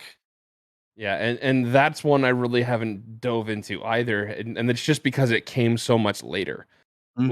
And it kind of messed with the timeline. Had we got it around the same time, or got it even as an expansion for Assassin's Creed 3, I definitely would have jumped into it more. But uh, Yeah. I wish I had more experience with Avalon to kind of draw more comparisons there. But I think that really the weakest three stories for me were Origins, Syndicate, and 3. Hmm. And Syndicate, just because it's almost too much of a duopoly. Uh, Assassin's Creed 3, I think it just fell short. It, like you said, it's like Connor just happened to be there. Yeah. Honestly, that's how I feel. And like I didn't realize someone could sum it up so perfectly. It's Like kind of like uh Assassin's Creed 3 is basically Assassin's Creed Forrest Gump. Uh oh my god, I didn't think about that. in that It it's like all is. of these historic events that we're all very much familiar with. Oh, by the way, like this guy was there and made all of this happen. Yeah, or was like, or got to meet all these. Yeah, yeah. That's Assassin's Creed Force Gump. Okay, that's going in the lexicon. Okay, I like it. And then Origins to me just felt like it didn't quite get off to a strong enough foot for the story to just make an impact. It's fair. I think you make a good argument for all of those for Hmm. sure. But still, yeah, like as a whole, this franchise's storytelling has been pretty good overall. I think Hmm. we've seen a lot of the inconsistencies of the modern day stuff and the in real life stuff. But that's not been the focus. Like that's always No. been like in the backdrop of everything. And so I think Hmm. once they fully abandoned Desmond, or even like when they started investing more into Ezio as a character than into Desmond, like you saw that shift happen. And so I think it was very clear like they are always going to emphasize and prioritize the like historical storytelling in these games, which I am in full support of because that's the more interesting part. Oh yeah, it's not like the stories as a whole are the weak point of the series. The stories as a whole in the series are probably one of its strong points. It's just you got such a high expectation through the first 4 games before you got to 3, and 3 was a little bit of a letdown. And then, Assassin's Creed 4, Freedom Cry, and Rogue and Unity all had really good stories, and then Syndicate kind of fell flat. Origins, unfortunately, was coming off of Syndicate, where a lot of people were just burnt out. And I think even Ubisoft themselves were a little bit burnt out, and they weren't quite sure. It was kind of a reboot of the franchise.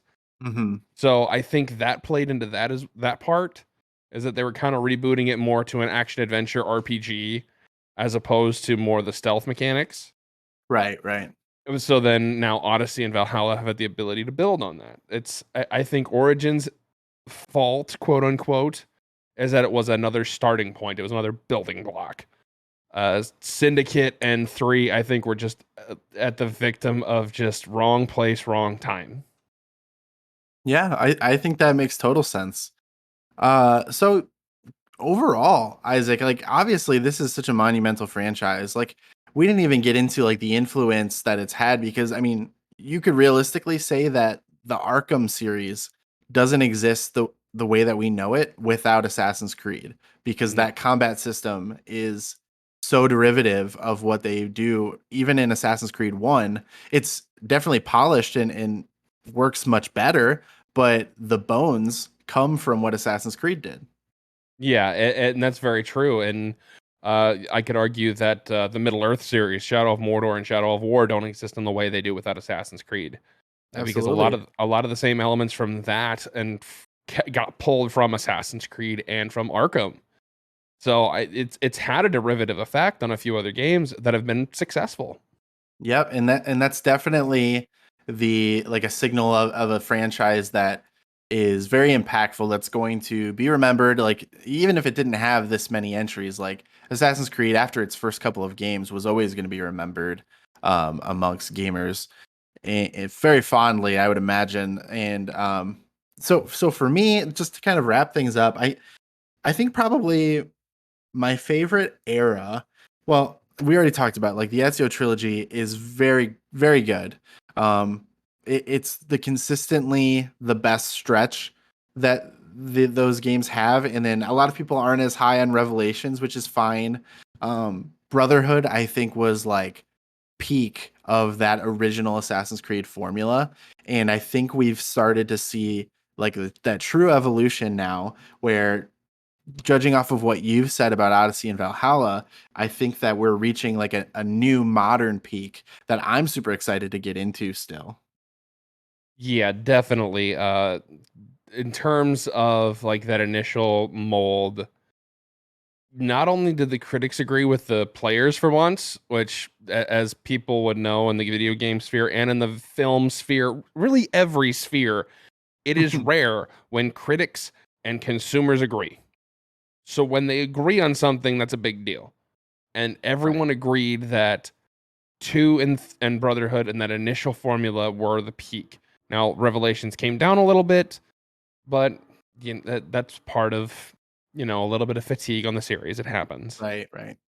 And of course, you're winding down the story of one of your most popular characters. And then I could definitely say that the same thing is happening now with the modern stuff with Odyssey and Valhalla. Definitely. I could see a lot of the same things happening.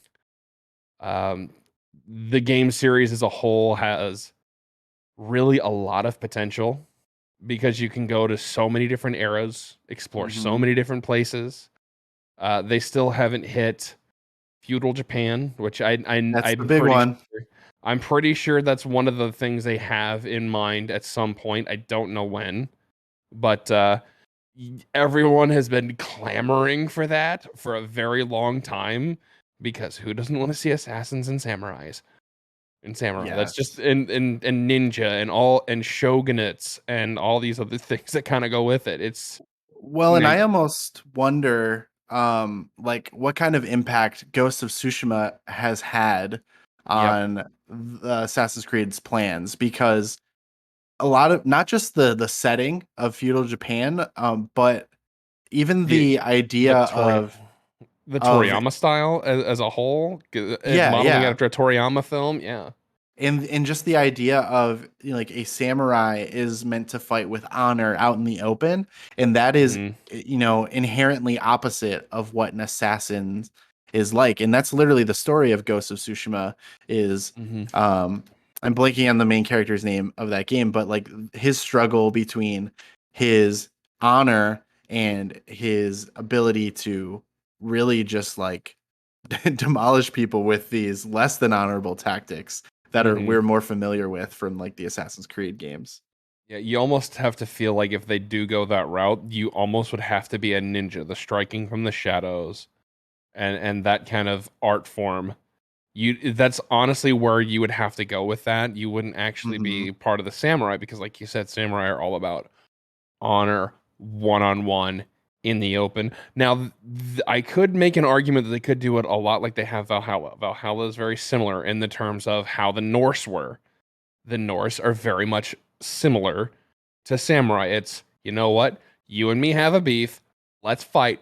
Just us. No one else gets involved. They do. We both kill them. Yeah, I mean, they've got a lot of options. Like, I think maybe another just, you know, geographic region that they could jump into is, you know, something maybe in like South America. Like, if you get some like rainforest or that type of biome involved, like that would be super fun to navigate and run through. Um, Something like that. I don't know what time era necessarily they would tackle, but and you know, a lot of those regions aren't going to be quite as developed as you know, like Italy and France and things like that, and in Europe that was developed so early on in Mhm. world history. But yeah, I mean, that's what's great about this game, the franchise, and why they've been able to create so many titles to this point is because they have so many options at their disposal. And so I'm excited to see what's next. I mean, I'm excited to jump into Odyssey, and continue my playthrough of what's already out. Um, but yeah, and any final thoughts, Isaac, before we wrap this up? Final thoughts. I'm just gonna tell you right now, you really, if your story drivenness is going to love the next two of the series. So get on that. I'm gonna poke you with a stick. Get on it. All right, I Um, will definitely do that.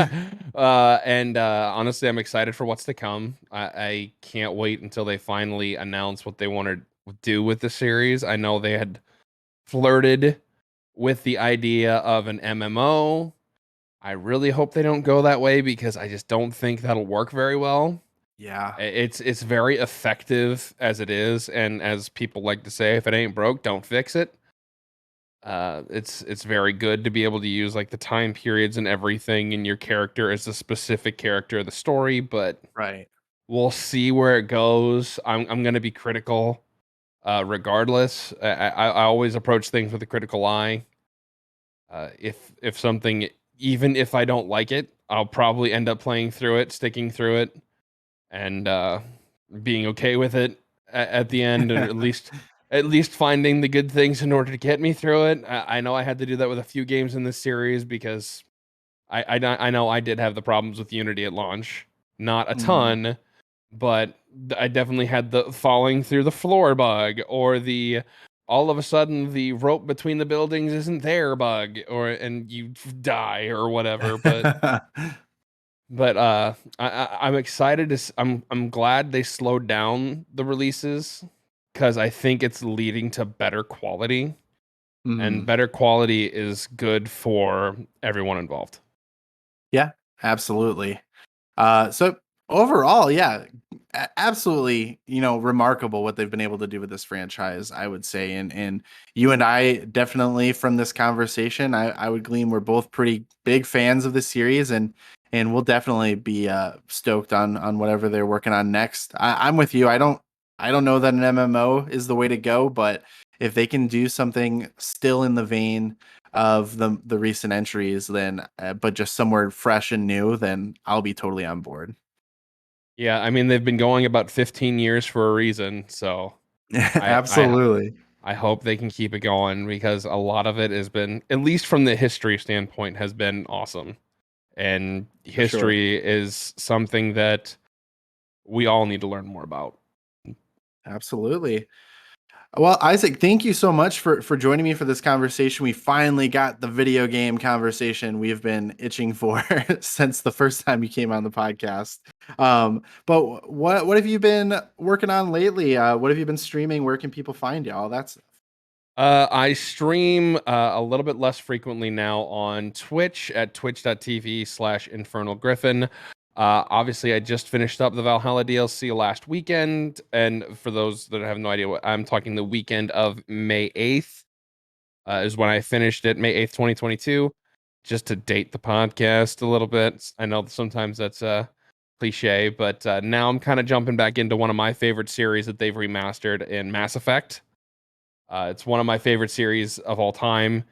And that's tough to do with a good RPG, but and especially involving space aliens and sci-fi and all of that. But that captured my imagination in about 2009. I've loved it ever since, and I'm diving into that again. Still doing some Among Us lobbies and things like that, just to throw in some general chaos every now and again. So that's what I'm doing there. Working on getting more YouTube content up as well. I don't exactly have the URL. We'll probably have that posted underneath as usual. Will that be correct? Absolutely. Yeah, we'll definitely get links in the description for all of this stuff for everyone to keep up with Isaac and all of his projects that he's got going on. Oh yeah, and I will eventually be posting on Instagram the picture of my original goal for the year, and just I'm honestly given up on trying to get through all of these games this year. I just don't have the time between work and everything. But it was ambitious, so I will leave it at that. Especially when you love games like Assassin's Creed and Halo and Kingdom Hearts and Mass Effect and all these massive series and massive story games. Yeah, it's the curse of the adult gamer. Really is what it boils down to, I feel like. So back in my day, we only got 3 hours after work. Well, Isaac, again, thank you so much for joining me. Obviously, you know that you have a standing invitation to join this show whenever you're available to. Love having you on to chat, and really value your opinion on all of this nerdy stuff. So thanks again, and we'll catch you next time. All right, everyone. So that was my conversation with Isaac, aka InfernalGriffin. So you know him; he's been on the show before. It was great to have that conversation about a video game franchise finally, and a huge one at that. So if you're like me, you are gonna run and play some Assassin's Creed right now, and I can't blame you, because that's what I was thinking that entire time during that conversation, was how much I wanted to play Assassin's Creed. But yeah, I want to thank Richard and Isaac for being such a big part of this episode today. I'm going to have links in the description of where you can find all of their projects and where you can keep up with them at. So definitely check that out. As always, if you have the time to like, rate, review, subscribe, all of that fun stuff, I definitely appreciate it. So please consider doing so.